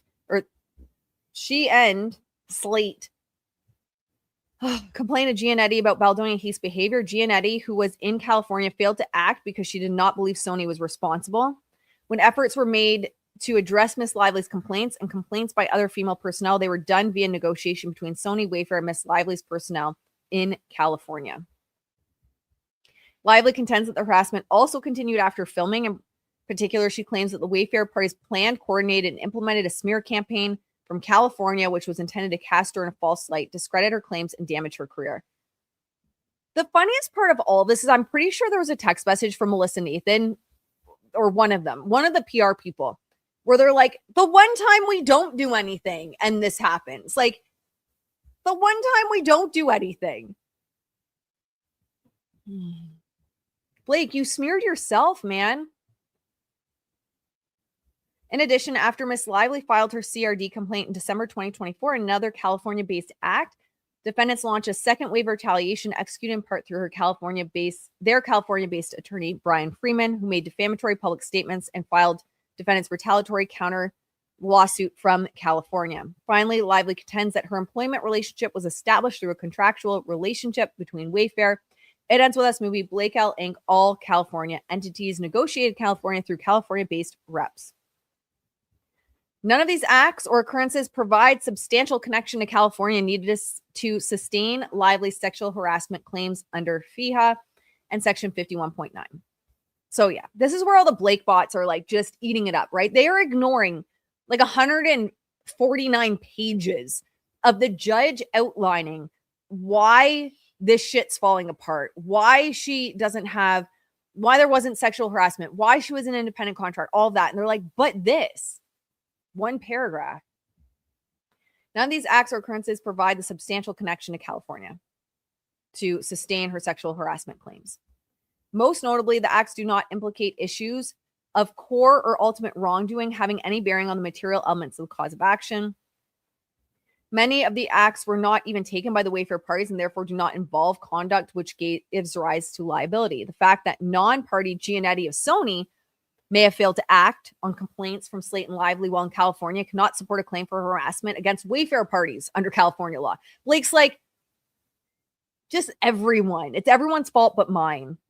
There's no evidence that Giannetti was acting on behalf of the Wayfair parties or that she directed or ratified any discriminatory behavior. Furthermore, the fact that Lively's counsel and representatives negotiated her employment relationship while they were in California or that Lively filed her CRD complaint in California cannot support the application of California law. A plaintiff cannot transform an otherwise extraterritorial claim into a territorial claim by the unilateral decision to challenge the defendant's conduct in California. Lively's efforts to invoke retaliatory acts taken in California on a basis of sustaining her sexual harassment claims are without merit. Lively asserts that under California law, retaliatory acts can constitute continuing harassment of an employee, and that because the retaliatory smear campaign was implemented from California, which she can't even prove anyway, that there was ever a smear campaign. This means that her sexual harassment claims also involve California-based conduct. So the court separates these issues. It goes into the law. It says, finally, failing to hire additional HR personnel or to share HR policies with cast and crew was not the core of the alleged wrongful conduct underlying Lively's sexual harassment claims. To the extent Lively suggests that there might have been other California-based decisions, policies, and omissions responsible for harassment. This case is therefore readily distinguishable from the ones upon which Lively relies for the proposition that hiring someone in California with knowledge that they will suffer discriminatory conduct out of state creates a nexus between the in-state conduct and the discriminatory conduct, and FEHA therefore applies. But this case is far afield from this one. So no, it does not apply. The remainder of the cases are further afield. So it's kind of going into now all of the cases that she referenced. The court therefore grants judgment on counts 3 and 13 of the SAC because those claims lack a sufficient nexus to California. That means that both Lively's federal and state claims alleging sexual harassment failed to survive the Wayfair party's motion for a summary judgment and judgment on the pleadings. Retaliation. She claims that It Ends With Us and Wayfair under California Labor Code, and against It Ends With Us movies, Wayfair, Nathan, Tag, and Abel under FEHA do not suffer from similar deficiencies. These claims involve Lively's allegations that the defendant subjected her to an adverse employment action by launching a coordinated campaign to cast her in a false light during the publicity and promotion of the film. Like, she cannot, like, I would love to be a fly on the wall of her house. Like, does she genuinely not see how her own behavior contributed to this? Or is she just like lying to try and smear them? You know what I mean? Like, is there genuinely no ability for her to be like, I acted like this in the marketing. We made these completely egregious mistakes in marketing this film. Therefore, there was backlash. Does she see it, but she's pretending she doesn't so that she can continue to destroy Justin's life? Or does she literally just not see it at all? I feel like you have to be really dense to not see it. But maybe she's really dense. To discredit her in the event that she publicly disclosed her concerns about harassment and other unlawful conduct, and to irreparably damage her career and future earning capabilities, and direct retaliation for her participation in protected activity. Whether these acts occurred and whether they amount to retaliation are not issues that the court must consider in connection with the issue of extraterritoriality. The only issue now is whether the core of the alleged wrongdoings possessed a sufficient nexus to California, and it did. Lively alleges that in August 2024, Wayfair retained California residents Tag and Nathan to get ahead of Lively's grievances by planting false narratives portraying her as a bully and a mean girl. I mean, she is a bully and a mean girl. No one's paid me to say those things. No one pays me to say them about Blake. No one pays me to say them about Taylor Swift. Baldoni and Heath, California residents, then directed the execution of this retaliatory smear campaign. Lively further alleges that the Wayfair parties launched a second wave of retaliation executed through their California-based attorney Freeman, who made allegedly defamatory public statements. The acts forming the basis of Lively's retaliation claims largely occurred and were directed from California.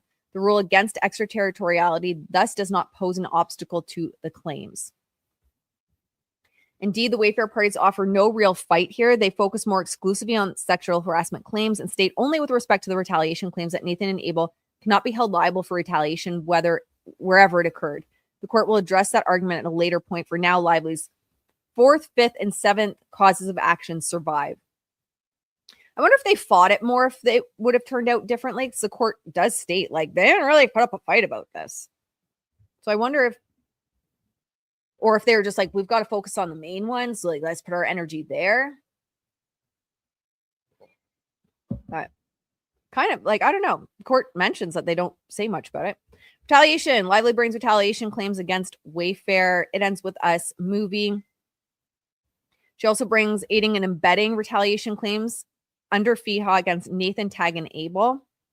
The court has granted judgment on Title V2 and Section 11025 claims on the grounds that Lively was an independent contractor.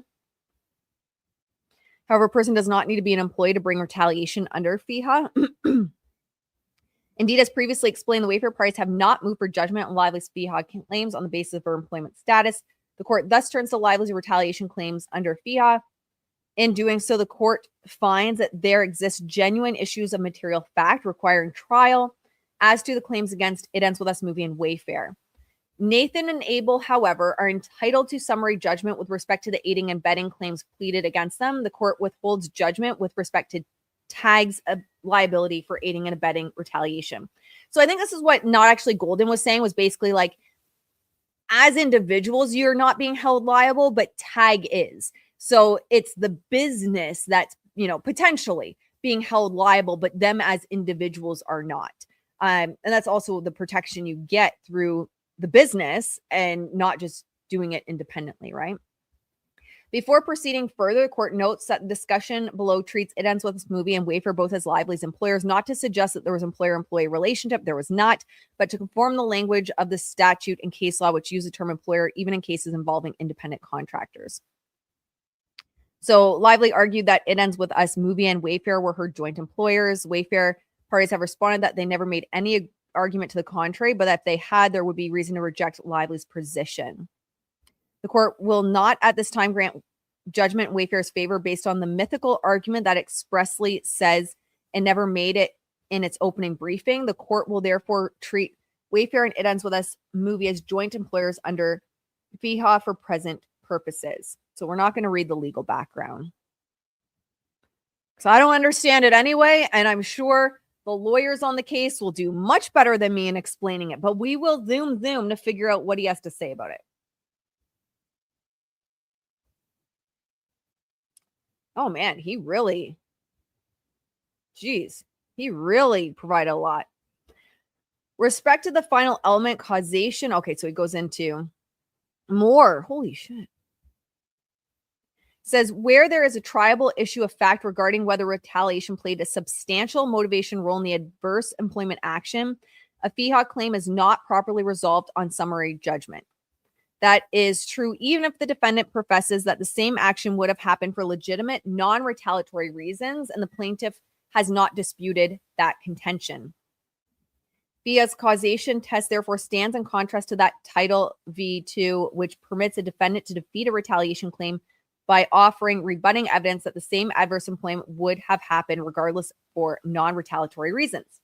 This is another way of stating that but for causation is required for retaliation claims under this FEHA law.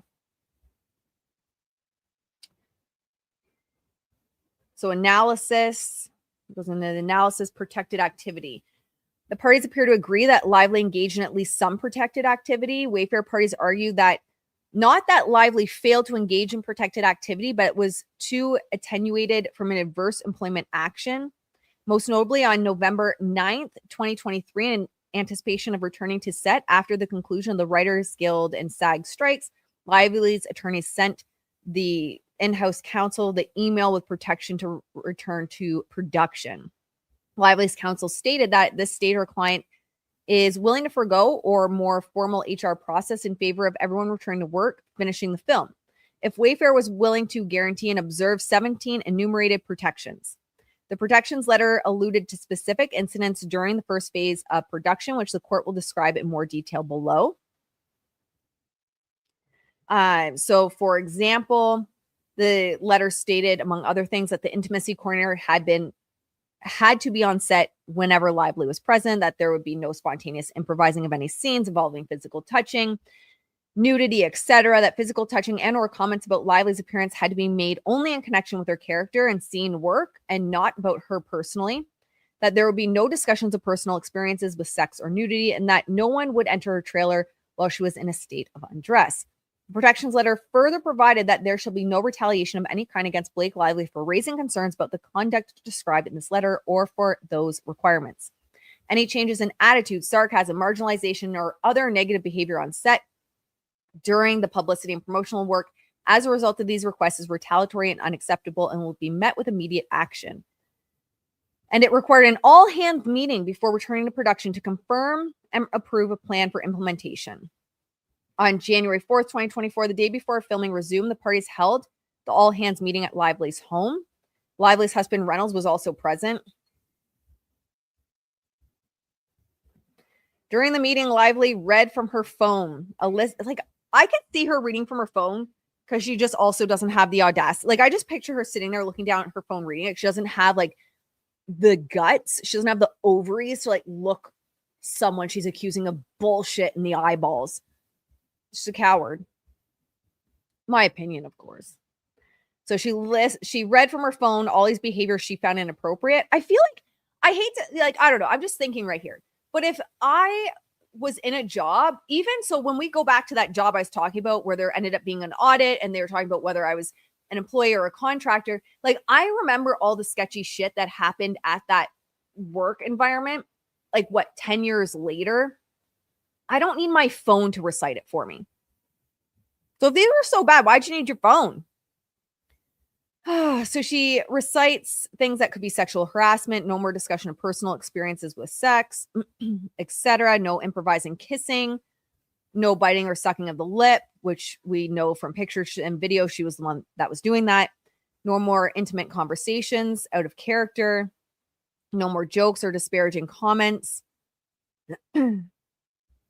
So she reads from the list. Lively asserts that she engaged in additional instances of protected activity, including her counsel's negotiation of contractual terms prohibiting sexual harassment. The Wayfair parties dispute that these actions constitute protective activity. The date of Lively's last instance of protected activity is relevant insofar as a short amount of time between such activity and adverse employment action can raise an inference of causation. The court need not resolve this dispute. Lively's complaints made via the protection letter and during all hands meetings satisfy the elements of protected activity. And as further explained below, there is enough evidence that this activity was a substantial motivating factor in any adverse employment actions to survive summary judgment. So that all hands meeting, that 17-point letter, what it seems like was like, that is enough that it can survive summary judgment and the jury gets to decide for it to be protected activity that they retaliated against. Good faith basis. A reasonable jury could conclude that Lively posed practices that she subjectively believed constituted sexual harassment by complaining about inappropriate behavior in the protections letter and during all hands meetings. The Wayfair parties have not specifically contested Lively's subjective belief that she was discriminated against, and there is sufficient evidence suggesting that she felt she had been. I feel like if you even tell Blake no, she's going to feel like she's been somehow mistreated. During the first week of filming, she complained privately to a friend that it's like HR nuts today, the both of them. I wasn't expecting that turn. I mean, it's been present, but today I came home and cried. They're just creeps. Like, keep your hormones to yourself. This is not mine. I don't want it. I don't want you get your gaze or words or tongue or videos or your naked wife. Yeah, it's shocking. Lively also privately, and like, here's the thing. Just use your words. Like, just be like, dude, I don't do hugs. This isn't for me. Just be honest with people. But no, she had to like keep a checklist to turn it against them later. Lively also privately indicated that she was dreading returning to production because of her experience during the first phase of filming. Baldoni himself made statements suggesting he understood Lively made her comments in good faith. He stated, I just know her personality, and this is the kind of person that genuinely believes she's right and that all of this is unjust. With Nathan responded, she fully does. I know it. I don't know that I've always had issues with that statement, and I can't remember the full text thread off the top of my head. And after reading for 3 hours, I definitely won't be able to remember it. But I don't think they meant that, like,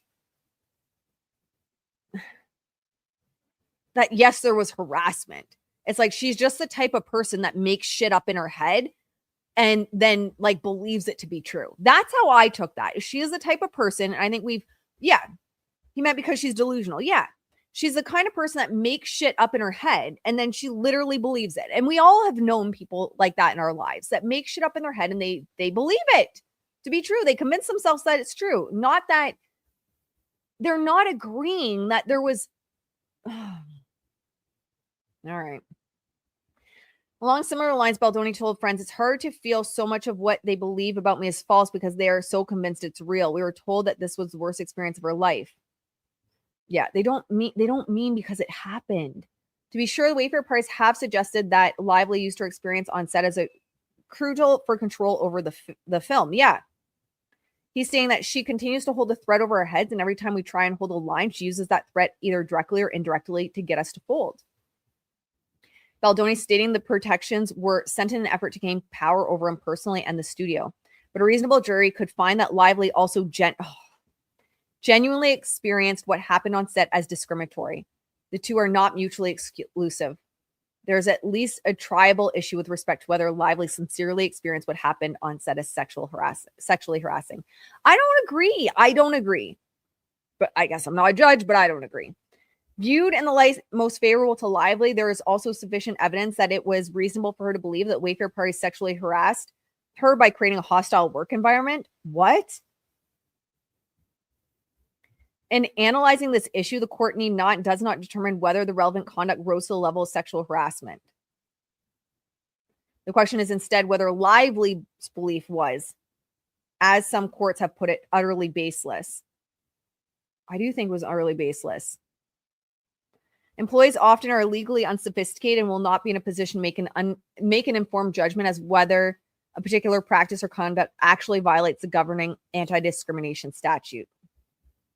There's enough evidence in the record to conclude that it was far from baseless. Hostile work environments claims under FEHA operate under the same guiding principles as those under the Title V2 in California. Courts accordingly, okay, they're going into court stuff here. The relevant conduct must be discriminatory. A hostile work environment is not one that is bad for all living things in a manner that happens to involve characteristics of the protected class.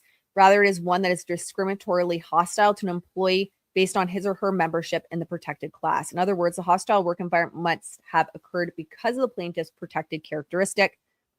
Lively has identified a series of acts that she claims create a hostile work environment based on her gender, beginning with her work on the film and continuing through the conclusion of her first phase of filming.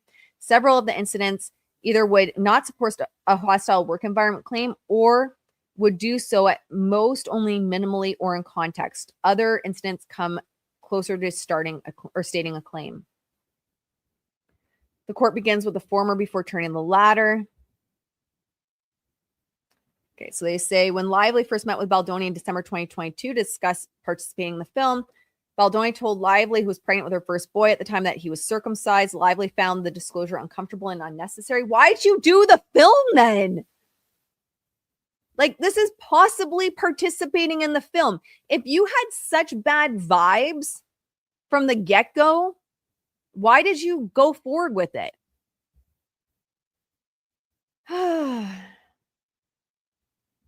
So Lively found it was uncomfortable and unnecessary, but it occurred in the context of a discussion about the different medical decisions people make these days, including circumcision for male babies, a topic Lively herself may have introduced. More importantly, it occurred before she began working on the film. Therefore, it could not have been creating a hostile work environment. Other content, particularly viewed in isolation, also would not give rise to a claim for a hostile work environment. Prior to principal filming, Baldoni proposed certain edits to the screenplay, including ones related to sex that Lively believed were gratuitous.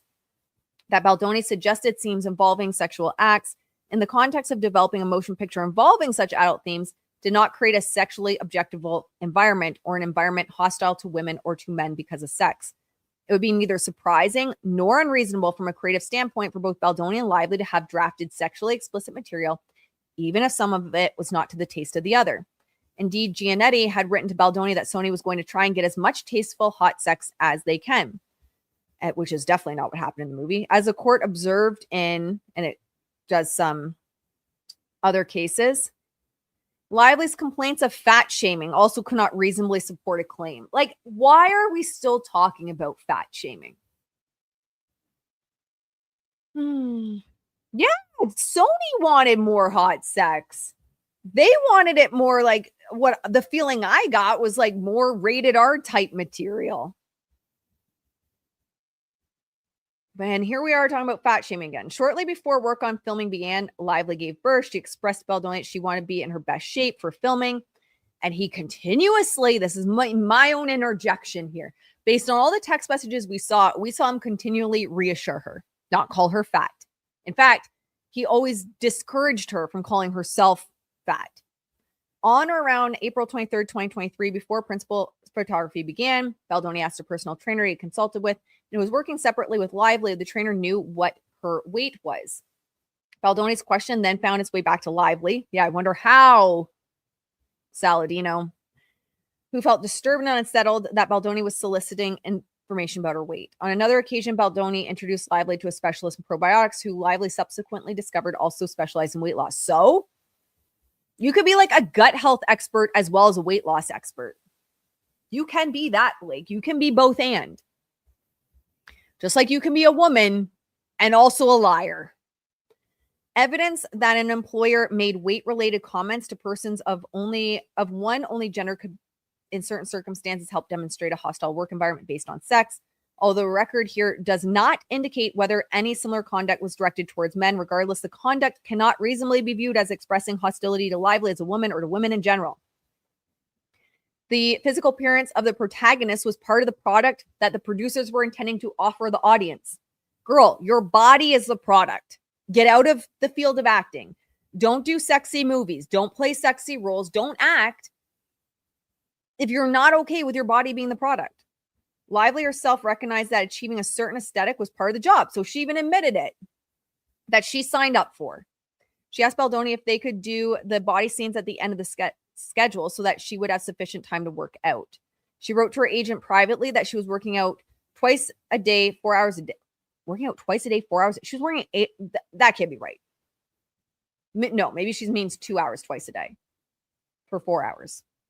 Still, why are you working out that much? If you have a personal trainer and your goal isn't like athletic goals, like running a marathon or training for CrossFit or something, you don't need 4 hours a day of working out to lose weight.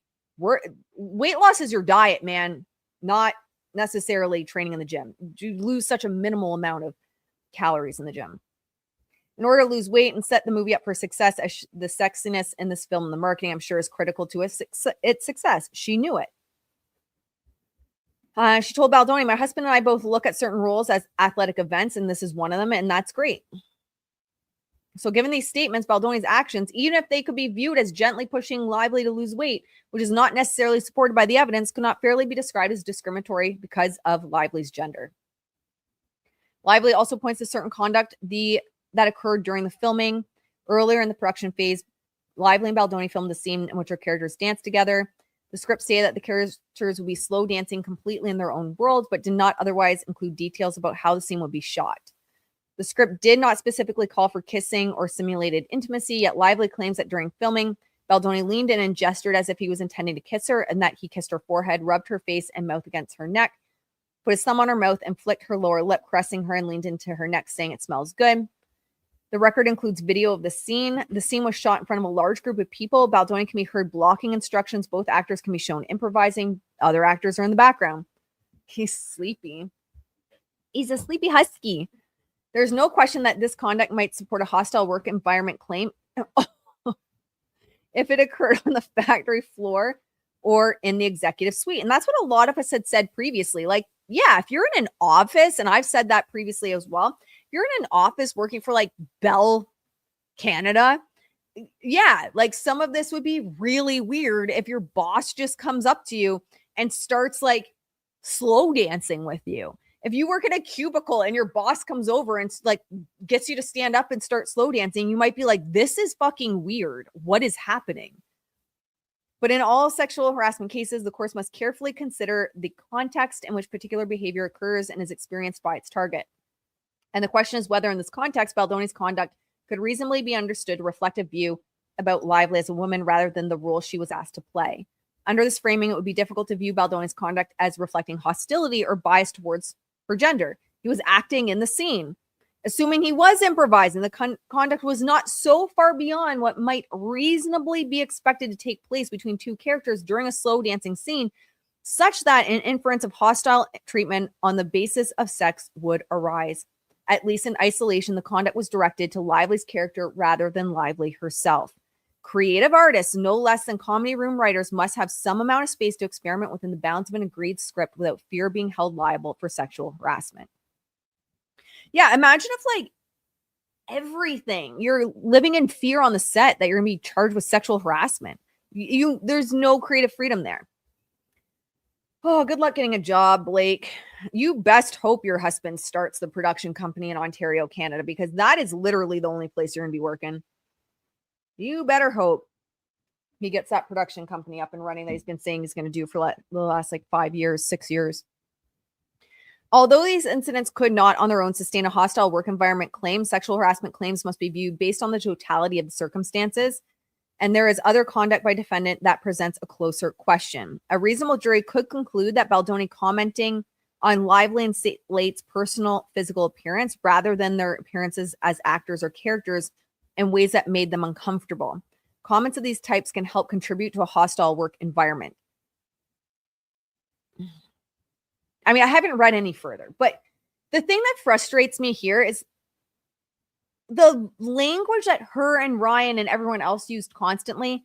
If you look at, in my opinion, and I agree, like in certain circumstances, obviously your boss, which she never calls him her boss either. The judge admits that she calls him like a creative partner. But your boss, it'd be weird if your boss calls you sexy, but she wanted to look sexy. She kept saying she wanted to look sexy. And I always took it as like not necessarily, and I could be wrong, but not Blake and Jenny, but like the characters and the wardrobe. Oh.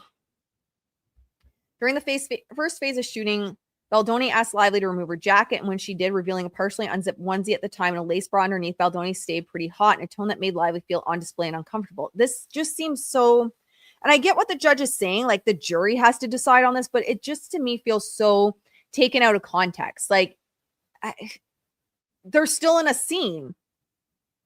The onesie was still, she wanted to look sexy.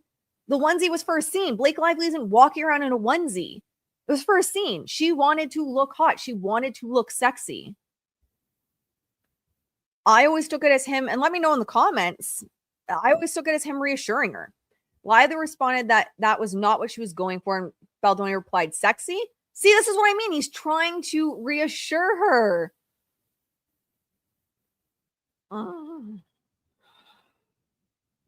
To which she stated neither.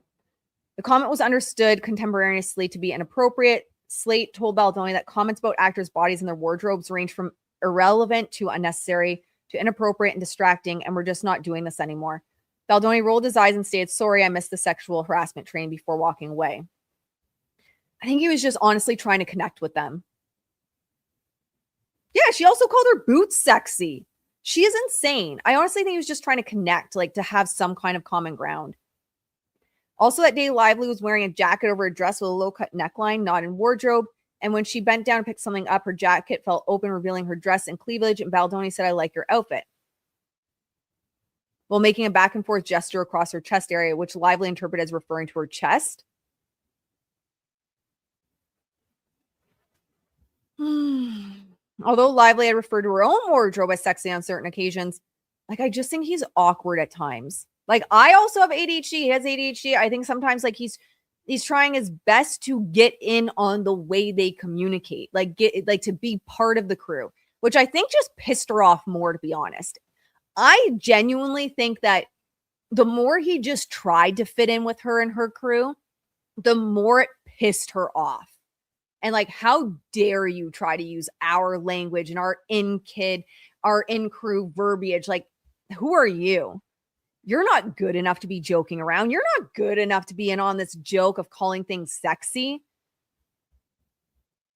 I honestly think it just, the more he tried to fit in, the more it pissed her off. And the more he tried to just use her own language to connect, it pissed her off. So although Lively had referred to her own wardrobe as sexy on certain occasions, that did not open the door to all manner of comments on her appearance. Baldoni also told Slate, who played his character's sister, was not involved in any sexual content in the film, was wearing black leather pants at the time. I can say this because my wife is here, but you look sexy in what you're wearing. I would argue Blake created an environment where this type of language was okay. Ryan Reynolds in the first text messages, he was talking about his perineum. Like they created this type of environment. But it was okay for everyone else to speak like that, but not Justin, because he wasn't part of the in crowd. He wasn't the cool kid. He was the outcast. And that's why it was okay for them to speak like that, but not him.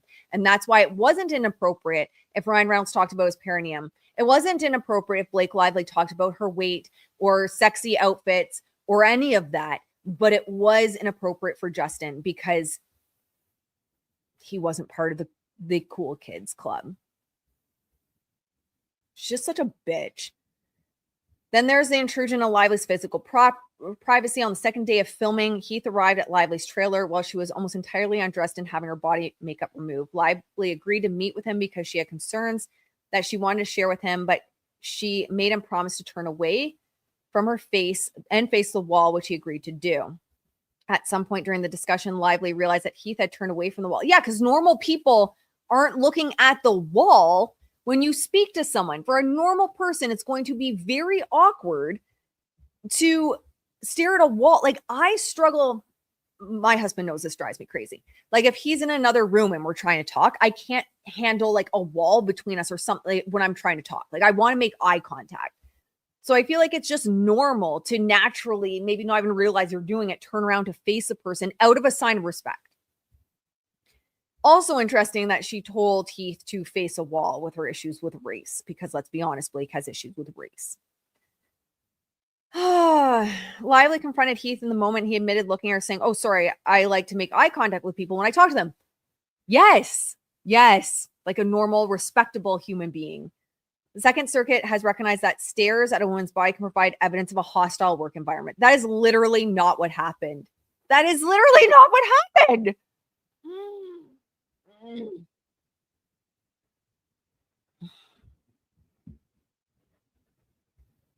And here Lila's in a state of undress and specifically asked Heath not to look at her. You should have just said, don't come in the trailer then, if it made you that uncomfortable.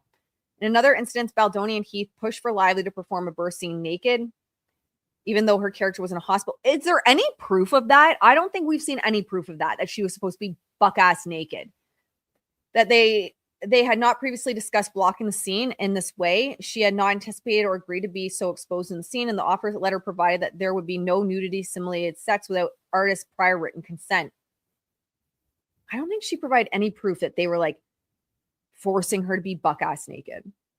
Lively felt forced to compromise by performing simulated nudity from below the chest down, with her uncovered legs spread apart wide in stirrups and only a small, thin piece of black fabric covering her genitalia. For the entirety of filming the scene, which took several hours, the set was not closed to non-essential personnel.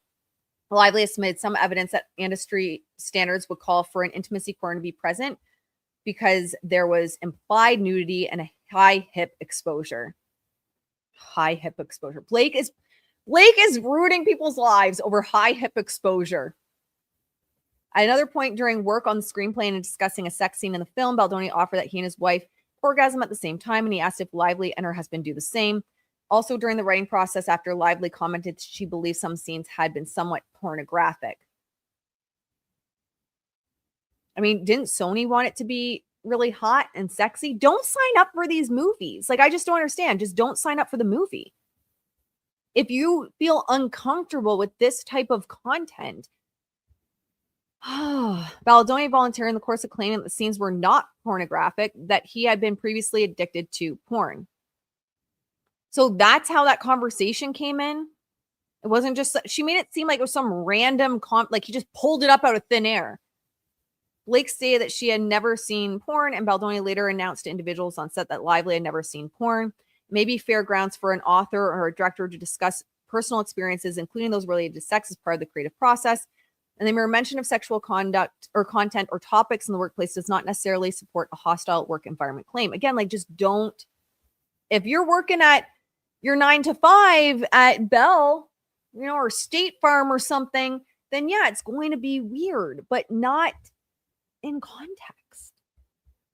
Oh, thank you, Cindy, so much. Just got on, but want to thank you for educating us on SEO manipulation. You're welcome. Your wealth of knowledge helped me get through the Blake Ryan lies. Justin wins. Yeah. Yes, big celebration for Justin. And it's my pleasure. I never would have guessed when I first started talking about SEO manipulation that anyone would have cared. I'm going to be honest, I didn't think anyone would care. I was shocked that anyone was interested. And I just feel really blessed that you guys want to hear kind of the behind the scenes stuff, the manipulation that goes on, the narrative controls that go on, because it's sharing all my knowledge and it's fun to share that. But yes, thank you so much for the support of the Farm Animal Sanctuary, because that always goes to the Farm Animal Sanctuary, and for being here and appreciating the work. Oh, Blake. But Baldoni's on set comment to crew members regarding whether Lively watched porn bore no apparent connection to the creative process and singled Lively out in front of others in a way that could be interpreted as relating to sex and based on gender. I do have to admit, like, to be fair, I don't know what the context came up, if they were all joking around and Blake was joking around and then it came out, like a big group was having a conversation and then Blake was talking about it and then he brought it out. But like, I guess if he randomly walked into a room and was like, excuse me, guys, we're calling a meeting just so you know Blake's never watched porn, that would be inappropriate for sure. I just feel like there's context missing here, but maybe that's the point of the judge saying like there needs to be a trial to figure out the context. I don't know. The other instances of alleged inappropriate behavior, including one which Heath showed Lively a video of his wife giving birth, but it suffices for present purposes to conclude that drawing all inferences in Lively's favor, a person in her position could have understood the workplace to at times reflect a gendered and sexualized view of women and disregard for their privacy sufficient to make it reasonable to complain about a hostile work environment based on gender or sex. That conclusion finds additional support in the fact that Lively alluded to many of these incidents in the protections letter. And the Wayfair parties wrote that although their perspective differed in that aspect, they found most of her requests not only reasonable, but also essential for the benefit of all parties. Well, we're going to have to zoom through some of this because it's already 2:00. Okay, so the court need not consider whether the acts as alleged would support a jury verdict that the Wayfair parties created a hostile work environment under FEHA. It is sufficient that it was reasonable for Lively to believe that they did. I still think she's being disingenuous here. I think she's still, but all right. Finally, a jury could also find that Wayfair parties understood that Lively thought they had behaved in a discriminatory manner. Baldoni stated that with respect to the protections letter, of course, we all know that this document insinuates that I am unsafe, sexually harassing, etc., etc., etc. After all hands meetings he shared with friends, they essentially said that Jamie and I are not who we claim to be, and that for us to have a podcast is unsafe because it makes people feel they are safe. The word creepy and abusive were used in reference to me and my behavior. When Slate called Baldoni out on set for remarking on Lively's appearance, he stated, "Sorry, I missed the sexual harassment training." And he feared that Lively would file sexual harassment claims against him. The Wayfair parties accordingly knew that at least some of Lively's complaints went to instances of alleged gender discrimination. There is enough evidence to bring the issue of Lively's protective activity before the jury. So they get to adverse employment action. So this is on May 2024 after Reynolds blocked Baldoni on social media. They're so childish. Baldoni worried that Lively might do the same to plant seeds and give crumbs so that fans would go digging. That's what I said at the beginning because this is the Taylor Swift playbook. That's exactly what I said. And it's reasonable. It is absolutely reasonable to expect that and think that. Like, how many times on social media do you see in a day, this person's no longer following that person, this person blocks that person? There's constantly people figuring this shit out. So then they talk about 2 days later, Baldoni and Abel had an hour-long call in which he asked for recommendations for an attorney. Yeah, to protect himself. Like, I just took that as protecting himself. In July 2024, Lively informed Sony that she would not appear in press with Baldoni.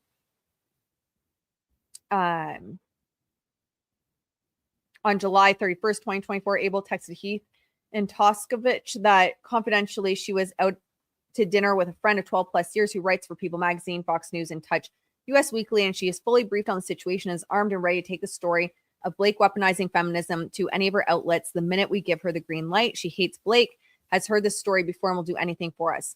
Just FYI. I don't think that's bad, though. I have connections. If you need a story to go out, let me know. She also hates Blake, so she's going to be okay running a story that's anti-Blake. I also don't think that's a smear campaign. Like, there's certain magazines and publications you're probably not going to go to if you have a hit piece on Taylor Swift. Like, you're going to want to find someone that hates Taylor. You know, it's just the reality of the situation. There's going to be publications that just will not run bad stories on certain celebrities. So yeah, you kind of have to find who's willing to run a story. To me, that is not like a smear thing. It's just normal.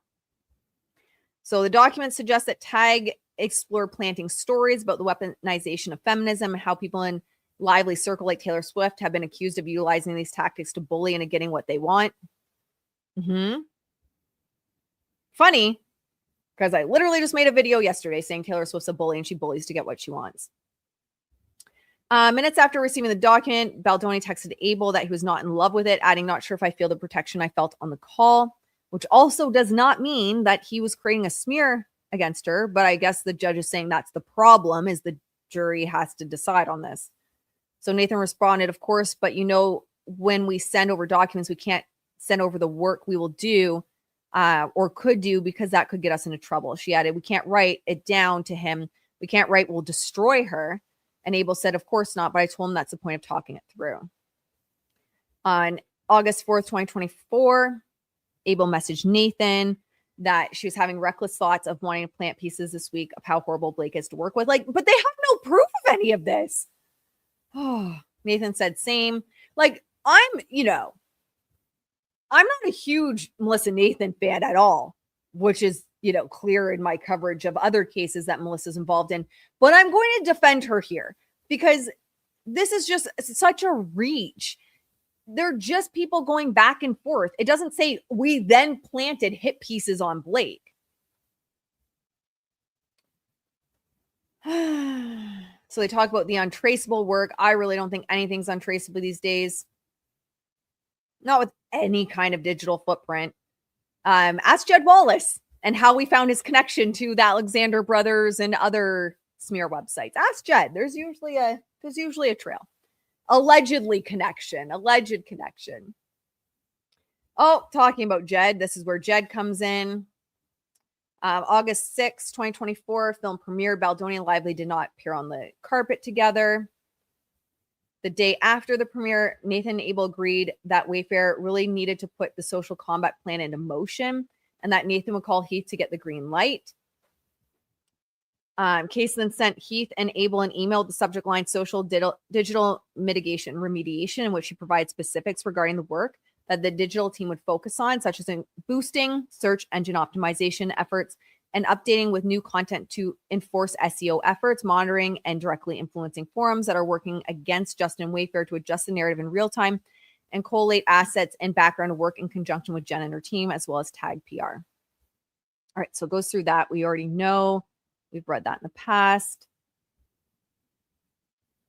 Walls has responded like, this is our wheelhouse, what we're doing. Like, he's just a professional providing like reassurance. Like, man, this is our wheelhouse.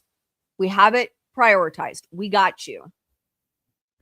Thereafter, the Wayfair parties made multiple references to Wallace and his work he was doing on their behalf. For example, in response to content creator posting that Baldoni had on previous projects exploited the struggles of individuals facing terminal illness for their own gain. Case told Abel that they had flagged the creator to Jed and his team for more serious action on the social side. On another occasion, Case circulated a social media comment which stated Daily Mail broke a story saying Blake calling Justin abusive. I don't buy it. I think it's a way for her to get more control and attention of the movie. And Case remarked, thank the Lord for Jed. Case likewise stated that thank the Lord for social and digital mitigation, LOL, with respect to a social media comment that it feels like a certain people's PR team got ahead and leaked the story to the Daily Mail to justify them taking over the film. Yeah, all they're saying is thank the Lord for social mitigation because Blake got ahead of, like, Blake's the one leaking shit. Blake's the one taking shit to the media first. They have every right to defend themselves. The record, and again, this isn't some like stan of Melissa defending her here. She also admitted in a text message, this is the one time they didn't do shady shit, and it's the time they get dragged into litigation. Okay, they're talking about boosting particular videos. Case replied, we'll flag to them, and Abel added that she liked that a video regarding Lively's problematic side-on behavior is now getting some viral attention. Is it also a smear? Even if they boost some videos that are already organically going viral, is that a smear campaign? Like, I don't know. All of it was shit people were saying about Blake anyway. People just didn't like Blake. In the same message thread, Abel shared another link in case Digital has an idea of how to amplify. In Case replied, we'll share this as well. At the very least, ask for engagement in the comments. On August 13th, 2024, Baldoni sent 2 links to TikTok videos, one by an individual who spoke positively about her experience of working with Baldoni in the film, and another which criticized Lively's marketing of the film as insensitive to domestic violence survivors. And Abel confirmed, we have this, and this is what the digital team is amplifying. Nathan circulated a screenshot of a Daily Mail article entitled Hollywood Villain, which branded Lively a mean girl in light of the 2016 interview with journalist Shasti Flaw, in which Flaw attempted to congratulate Lively on her recent pregnancy news by referencing Lively's little bump. That was all organic. Shasti did not have any kind of, and I trust her. And Blake found nothing, or else she'd still be dragging her in a litigation. Let's be honest. if someone's in the news, it's just smart to be like, shit, this is a trending story right now around Blake Lively being an asshole during marketing. I have a video of her being an asshole. So to gain traction on my social media, I'm going to post it. You don't have to be paid by Justin Tsai to do that.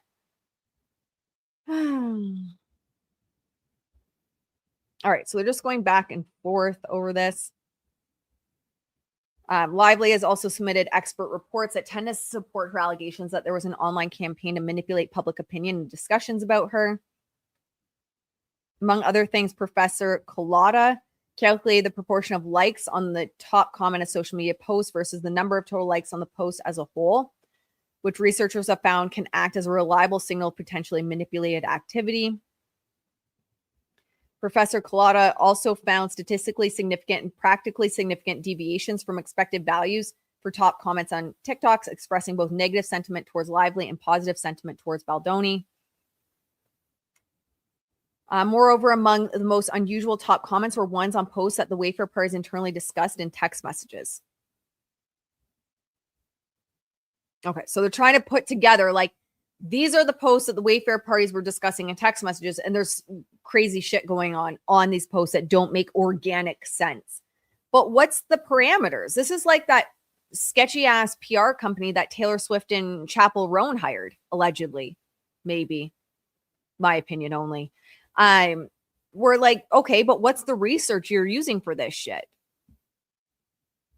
But I guess, again, that's the whole point of the judge saying that's why we have to go to the jury with this. Professor Collada concluded that although the Wayfair party stated that their campaign would be untraceable, there are clear online markers of inauthenticity suggesting a manipulation campaign. I have also said at some point along this journey that I did wonder if Melissa was being 100% truthful with Justin when she said that there were no bots. So would I be fully surprised if this trial goes forward, this professor gets on and shows reliable research that in fact there was bot-like activity on some of these posts that are also the ones that they're discussing in text messages, and it's suggesting that bots were involved? I wouldn't be surprised, to be honest. And I think that's actually the sad thing in all of this is if this shit was going on, Justin had been promised that it wasn't, which actually pisses me off.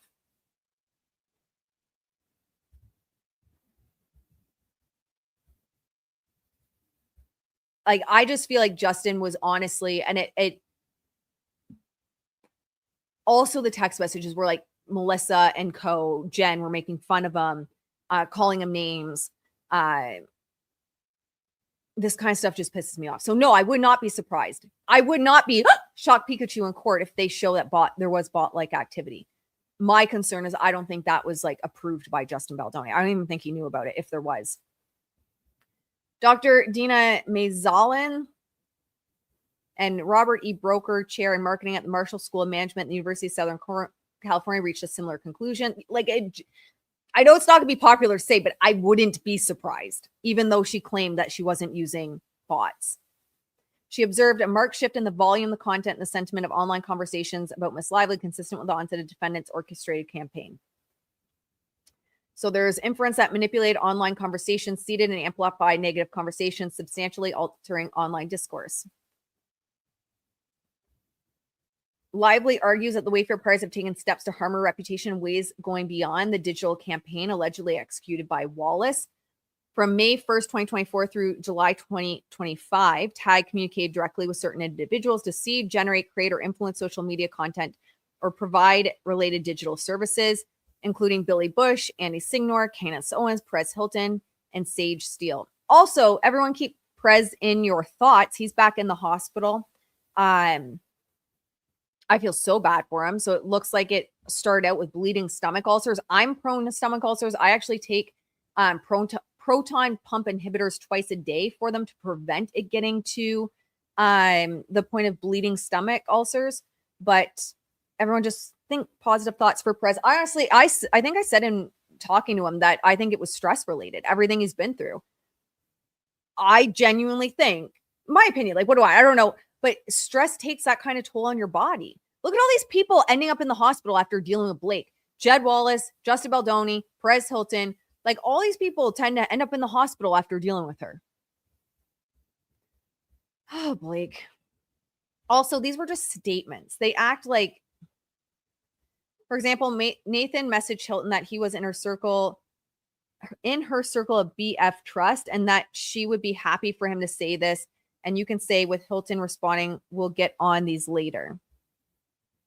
On another occasion, Freeman started a group chat with Steele, a former client of his, explaining that Steele is in on copy. In order to use her, we need to start with a video so that can go viral. That will get her in organically. No news outlet sees or wants to explain the connection without it.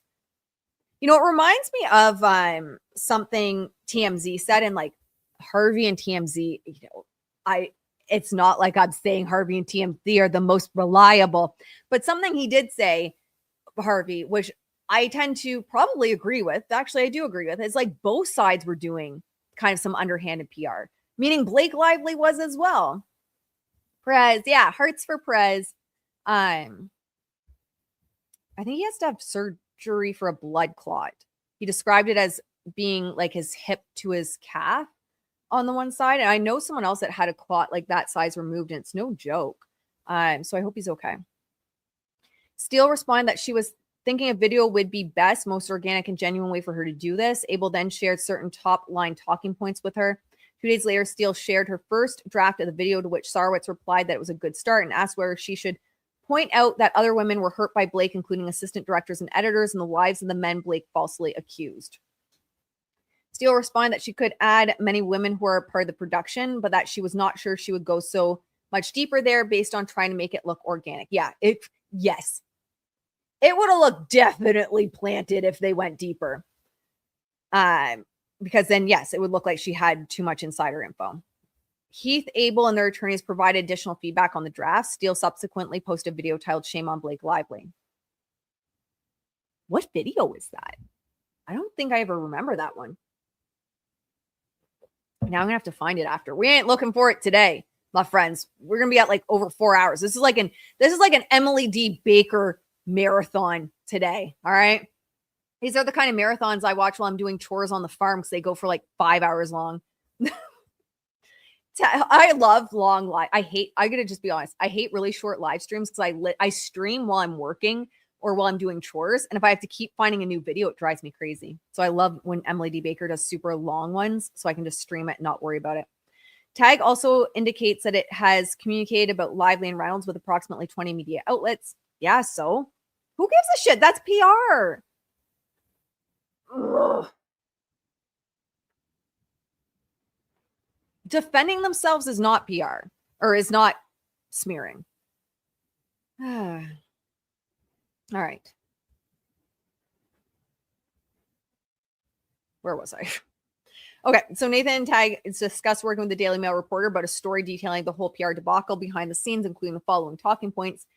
You have a film with serious subject matter not only being promoted with focus on flowers' clothes, but a PR campaign distracting audiences away from important messaging to play out a high school fight between two stars.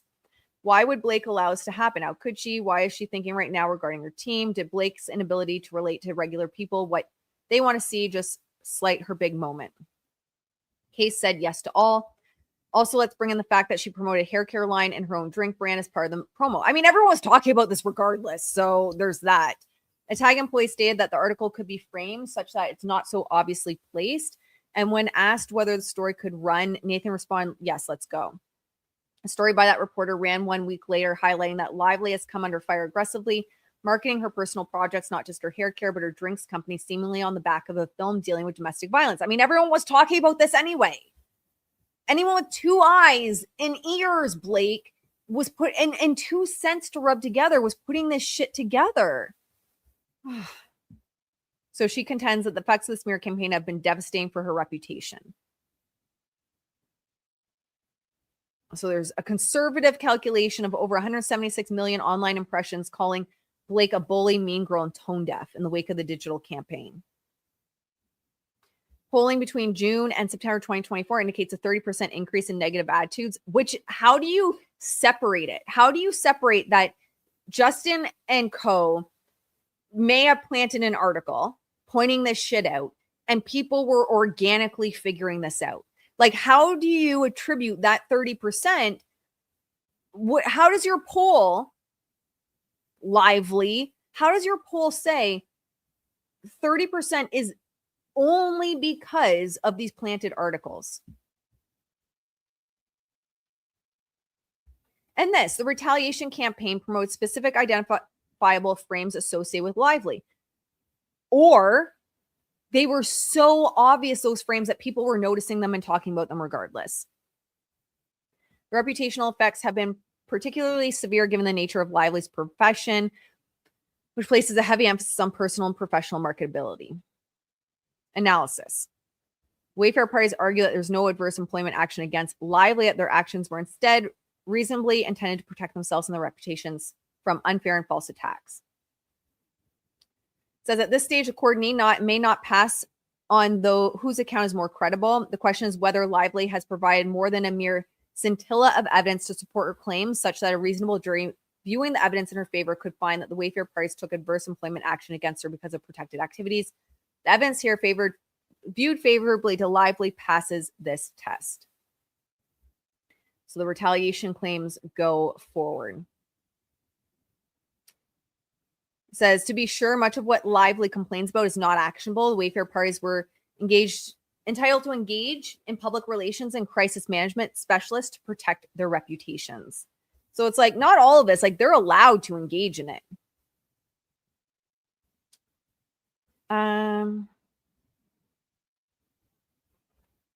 Wayfair parties were also entitled to prepare responses to the protection letter and the accusations that it implied.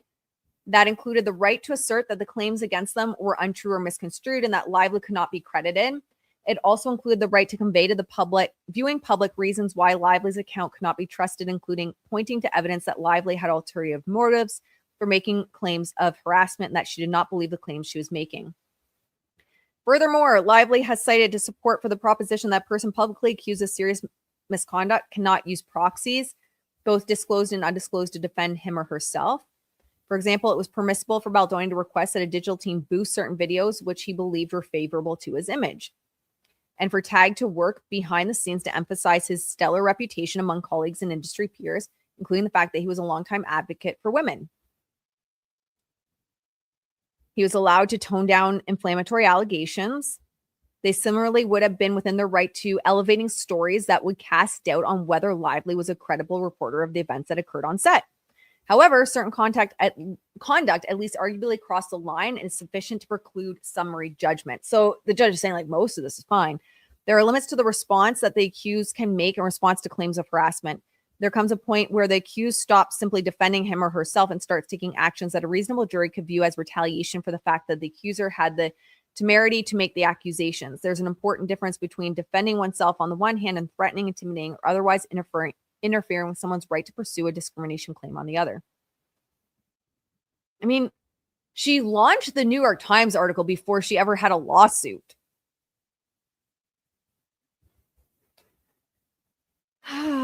Here, certain conduct could be construed as directed not at Lively's allegations and at undermining their credibility, but an attack on her professional reputation and livelihood. Wayfair parties planned a public relations campaign that included a key messaging point: the fact that Lively had a less than favorable reputation in the industry spanning decades, and that production members lost their jobs due to Blake Lively's takeover. There is evidence from which a jury could find that the Wayfair parties planned more aggressive action, not only to destroy Lively's accusations, but to destroy her and her career. Nathan told Abel, among other things, when we send over documents, we can't send over the work that we do or could do because that could get us in a lot of trouble. We can't write, we will destroy her. Imagine if a document saying all those things ended up in the wrong hands. We can bury anyone, but I can't write that. Sarwitz similarly stated, there will be 2 dead bodies when I'm done. Oh my God. So not dead, but but dead to me. So that kind of dead, but dead to a lot of people. What? Oh, the Wayfair parties assert that even if they contemplate taking offensive action against Lively, they never ended up doing so. But a jury is permitted to infer that when a party plans after deliberation to take certain actions, the party has engaged in that action. What? It's fair to presume that Wayfair parties did what they said they planned to do.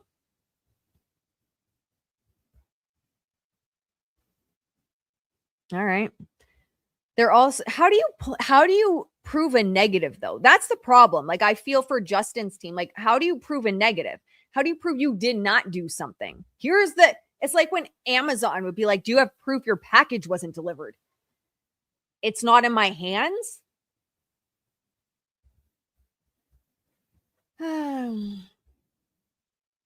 So there's also some direct evidence that the plan to destroy Lively and her career was put into action. In addition to boosting videos of himself, Baldoni requested that the digital team amplify a video criticizing Lively as insensitive to domestic violence survivors. There's also evidence suggesting that tags sent to Jed the little bump video in a Daily Mail article entitled Hollywood Villain, which branded Lively as a mean girl. She is a mean girl. There are two examples of what Case described as Jed and his team's efforts to shift the narrative towards shining a spotlight on Blake and Ryan. The record further supports the Wayfair parties working to place all kinds of garbage on Lively and traditional media outlets. Case and others pitched a story to Daily Mail reporter focusing on Lively's supposed marketing missteps and posed questions such as, why would Blake allow this to happen? I mean, it's a good question. And how could she?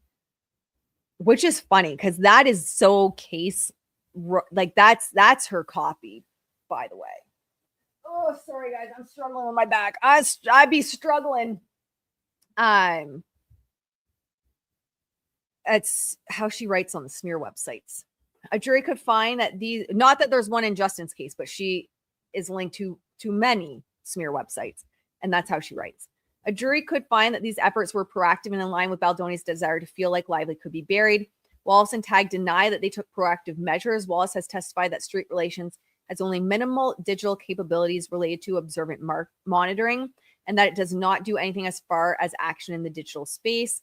A jury could disbelieve this testimony. As detailed above, in pitching Wallace's service to Heath and Wayfair, Case indicated that Wallace could offer specific services related to actively swaying the algorithm and starting threads with theories the teams approve of and asking questions that no longer place Wayfair and Justin on the back foot.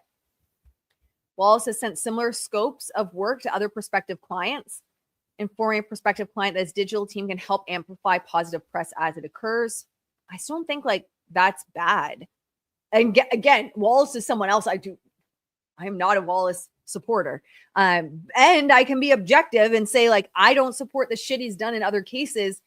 I don't support smear websites of victims, one of which ended up, it is believed, taking her life due to the website, and also be but boosting positive shit isn't a smear campaign. I like to think I can stay objective.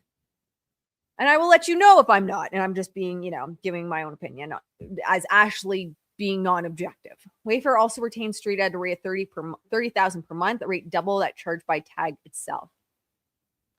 A plaintiff cannot carry her burden at trial simply by calling into question the credibility of witnesses who have testified against her. However, Lively has come forward with affirmative evidence supporting her claim, both with respect to the Wayfair parties following through on their intent to spread negative content and with respect to Wallace's technological capabilities in doing so.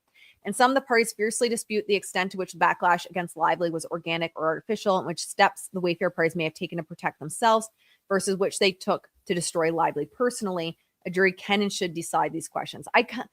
I know I'm kind of going to come under fire for this, but I kind of agree. I do kind of agree. I don't know. Am I an Aquarius? Believe it or not, I'm Libra, which is wild. It is wild. The dark side of the Libra. Causation, the final element of Lively's case. We are almost there, guys. Establishing that her protected activity was a substantial motivating factor in adverse employment action presents yet more issues of fact for the jury. The question of what motivated an employer's desire to engage in the alleged retaliatory conduct is quintessential jury function. So it says Wayfair parties argue that Lively has failed to demonstrate the requisite temporal proximity between her and complaints in the allegedly retaliatory smear campaign. But California law imposes no requisite temporal proximity between protected activity and adverse employment action. Lively has identified evidence that if credited, could support an inference that the Wayfair parties took adverse employment action against her, at least in part because of her protected activity. After Lively raised her complaints, the protections letter, Baldoni felt furious, angry, and sad, and he felt embarrassed after all hands meeting. A jury could draw the inference that at that moment he had a motive to retaliate, but an incentive not to do so. The Wayfair parties needed Lively to finish the film. And yeah, literally, like, you can be furious with someone. You can want to bury someone, literally or figuratively, and not do it. Like, what benefit does Justin have to destroying the lead in his film? What benefit does he have to doing that before all the money's been made? It makes no sense. But once the film was released, the reason for not acting would have been dissipated. I don't agree. You still want it to do well. Thus, a jury could find that the Wayfair parties waited to exact that retaliation at an opportune time. Oh, I don't know. To be sure, a jury could also find that something other than retaliation explains the actions of Wayfair parties. As they argue, they had a legitimate interest in protecting their reputations and the reception of their film against negative press and would have taken steps to do so regardless of Lively's protected activity. I still don't see how trashing the lead had any was useful for them. So Lively has accordingly demonstrated genuine issues of material fact with respect to all three elements of FIA retaliation claim. The motion for summary judgment as to this claim is denied. Aiding and abetting liability, count 7 charges Abel, Nathan, and Tag with aiding and abetting retaliation. The Wayfair parties argue principally that count 7 must be dismissed because there is no primary FIA retaliation liability. Court has now rejected that argument. However, Abel and Nathan are nonetheless entitled to summary judgment on a different basis. FIA makes it an unlawful employment practice for any person to aid, abet, incite, compel, or coerce the doing of any of the acts forbidden under this part or to attempt to do so. California courts have imported the common law definition of aiding and abetting into FIHA. A person aids and abets the commission of an intentional tort if the person A knows the other's conduct constitutes breach of duty and gives substantial assistance or encouragement to the other to do so. B gives substantial assistance to the other in accomplishing a tortious result, and the person's own conduct, separately considered, constitutes a breach of duty to the third person. So Supreme Court has held that individual non-employer individuals such as supervisors cannot be held directly liable for discrimination. Let's zoom, see if we get. So it says here, Nathan and Abel were hired by Wayfair and It Ends With Us movies to perform services on their behalf and as their agents. Unlike the talent agencies in Elk, Nathan and Abel were not outside third parties who coerced, induced, or substantially assisted an employer's discrimination or retaliation. Instead, they were, all intents and purposes, individual employees carrying out alleged adverse employment actions at the direction of the employer. In such circumstances, liability attaches against the employer. A different conclusion might be warned with respect to Tag. The California Supreme Court held that unlike individual non-employees such as supervisors and employees, business entity agents can be held directly liable under FIA for employment discrimination in appropriate circumstances when the business entity agent has at least 5 employees and carries out FIA regulated activities on behalf of the employer. The court based this holding on its determination that the considerations that motivate its decision in Reno and Jones are either absent or much diminished in this case. Okay, let me go through here. The parties have not addressed this issue at any length. They have instead treated the aiding and abetting defendants without differentiation. The court therefore holds judgment with respect to whether Tag might be liable for aiding and abetting FIHA retaliation because Nathan and Abel cannot be held personally liable for aiding and abetting retaliation. Judgment must be granted in their favor. The motion for summary judgment with respect to Tag is denied without prejudice. Oh, interesting. Without prejudice. Interesting. I don't know if that like they can fight it still, but that's why Nathan and Abel got out, but Tag's still in. Failure to prevent sexual harassment. So failing to investigate, prevent, and remedy harassment in violation of FIHA. All right, let's zoom. What do you got to say? The court has granted summary judgment on Lively's FIA harassment claim. Judgment must therefore also be granted on the failure to prevent sexual harassment. So that's why that one. It's like, well, if we got rid of the harassment claim, we can't then be like, you failed to investigate harassment, which I just said didn't exist. Didn't and could not exist, right? So that makes sense. False light invasion of privacy. Her 10th cause of action asserts a claim against Wayfair parties for false light invasion of privacy. She argues she can bring a common law claim for false light invasion of privacy under California law because one of the parties included a California choice of law provision. Two, the claim turns on conduct which occurred in California. All right, I'm going to zoom through the law. It says New York has the most significant interest in this claim. While there's evidence of conduct occurring in California, Lively resides in New York, and she would have suffered injury in New York. She does not explain why California has a more sufficient relationship to the issues of parties other than by relying on the unadopted choice of law provision in the Wayfair parties' location when they committed the alleged tortious conduct. Without more, that is insufficient to overcome the presumption that the law plaintiff's domicile should apply to this case. New York law does not recognize a claim for false light invasion of privacy. The claim must therefore be denied.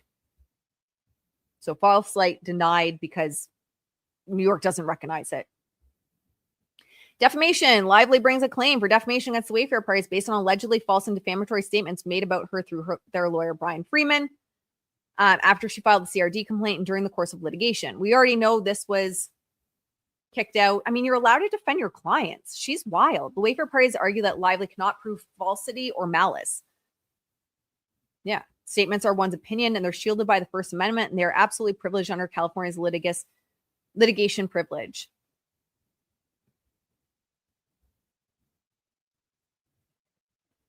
So it says it is evidence here that the context here that each of the statements alleged to be defamatory constitute a report with respect to a judicial proceeding. So basically, he was saying this shit in judicial proceedings, so it's fine.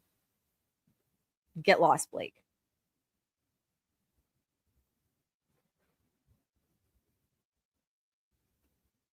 Says, moreover, none of the statements suggest conduct more serious than that suggested in the Wayfair parties in-court responses to Lively's allegations. So it's not like he was going out there and saying one thing and saying something different in court.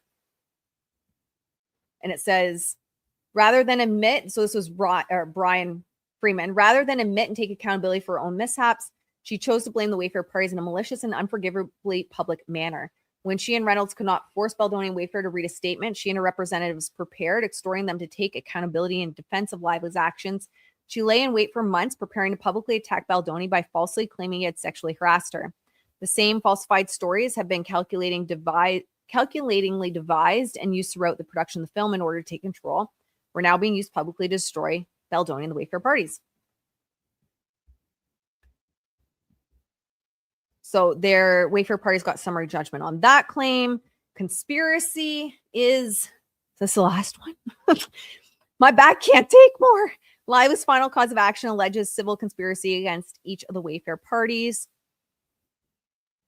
to retaliate against her. The court has granted judgment on the Title V2 California Labor Code, false light, and defamation claims. Accordingly, there are no conspiracy liabilities for these claims, and the Wayfair parties are entitled to summary judgment on the claim of civil conspiracy to violate these laws or commit those torts. The Wayfair parties are also entitled to summary judgment on the claims of conspiracy to commit retaliation under FEHA.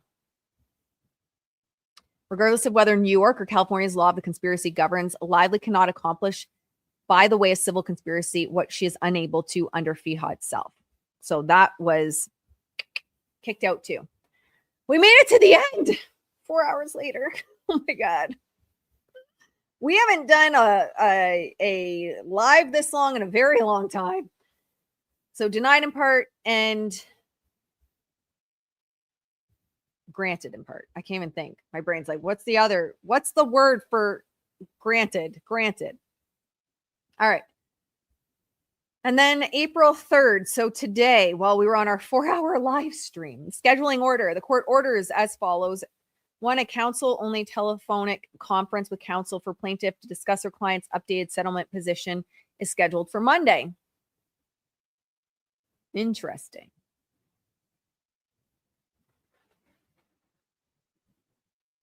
April 6th at 3 p.m. Eastern on the court's conference line, plaintiff's counsel are directed to call, and it gives a number. 2, a counsel-only telephone conference with counsel for defendants to discuss their client's updated settlement position is scheduled for Monday, April 6th.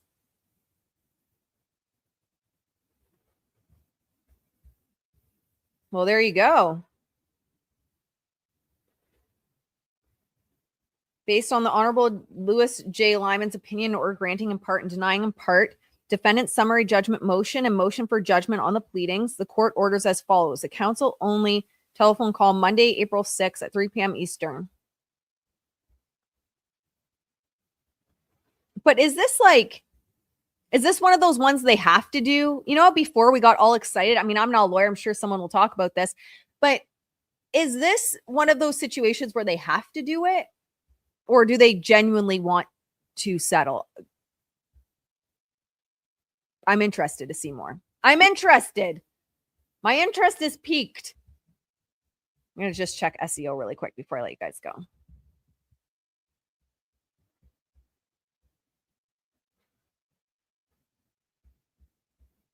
Mm-hmm. Who's exhausted? I'm exhausted. This girl's exhausted. All right, Blake Lively. Exclusive. Blake Lively could be pushed out of the industry after brutal blow in Justin Baldoni court battle. I hope to God she is. Justin Baldoni's lawyer says defendants are very good people. Good. I'm glad to see them actually doing some PR again. It was so long that they just, you know, and I understand their position as well, because she used to just throw Darvo at them. But it's nice to see them doing some PR. So it says, oh, it's just a brand specialist talking about this, that she could be kicked out of the industry. You know, I think there's a real risk. But at the end of the day, does she really care? Like, her husband makes a lot of money. I don't know. Does she care? If Ryan Reynolds gets Hollywood North going in Canada, he's like, it's a whole, like, literally Hollywood that he wants to make in Canada. I don't know. Maybe he can hire her. It might be the only person that's willing to hire her is her husband. Brian Freeman gave a statement. I'll check really quick, but I'm starving and my back is, I can barely sit any longer, but let's see.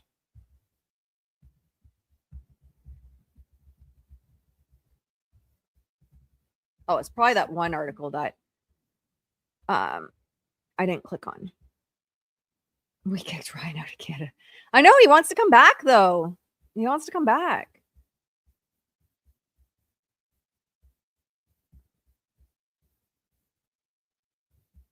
All right. Justin Baldoni's exclusive lead attorney. Blake can't handle the truth, and the judge saw it. You can't handle the truth. Justin Baldoni's high-powered lead attorney, Brian Freeman, has taken victory lap after a judge tossed Blake Lively's sexual harassment claims against his client, saying the truth has prevailed. Freeman issued a statement to TMZ Friday morning following the judge's Thursday ruling to spike Lively's claims in her lawsuit against, or that Justin sexually harassed her on the set of their 2024 film, It Ends With Us. All right, we already know what happened. We don't need to read that again. In his statement, Freeman said, since the first day of this case, when Justin and the other defendants were blindsided by his allegations, the legal team on the ground from the beginning have worked extremely long days and nights defending this case through transparency, by releasing the actual truthful text, by welcoming and facilitating the release of all documents exhibiting the truth. He went on, the defendants were not afraid of the truth. The plan was not only to speak the truth, but to also show that same truth over and over again through the presentation of actual evidence. Neither Justin Baldoni, Jamie Heath, nor any of the other defendants have engaged in the sexual harassment of Blake Lively. He continued, despite our clients being accused of Darvo. Oh, see, I told you that's what they used to do. See, oh, damn it, ads. That's what I was just saying. That was always her PR response to his PR. Despite our clients being accused of Darvo, deny, attack, reverse victim, and offender in defending these claims, and despite our client being referred to in writing as a predator, what I said on behalf of our clients day one and every day since is true. Our clients are very good people who have not engaged in the sexual harassment as alleged. As such, they have deserved a vigorous defense, which has led through transparency. The attorney wrapping it up said, it is gratifying to see that the court's ruling confirms what the legal teams believed from day one. And then Blake's team, of course, says, what are you talking about? This was always about retaliation. What do you mean there's a video of me saying it was about sexual harassment in the workplace? I've always said it was about retaliation. I don't understand what you're saying. Such idiots. All right, my friends. If you haven't noticed, I'm moving a lot. My back hurts. I need to I need to peace out. But thank you so much for hanging out with me, my friends, for being here for a 4 hour live. Oh my god. A 4 hour live breaking down that lawsuit. I appreciate you so much. And with that, I am going to lie flat for a little bit, have some food, and then do my rehab for my back. Thank you guys. Thank you for being here. I appreciate you guys so much. Thank you for being here. I love you guys. I didn't even look at this right before I hung out with you guys because you guys are my fam. I want to look at all this when I'm hanging out with you so we can chat about it. And thank you for the chat being amazing, for you guys hanging out. I don't even have to worry about you guys in the chat. I know it's going to be a great chat and you guys are going to support each other. There's going to be no infighting because you are the best. So thank you for being the best. And with that, my friends, I will see you in the next one. Bye, guys.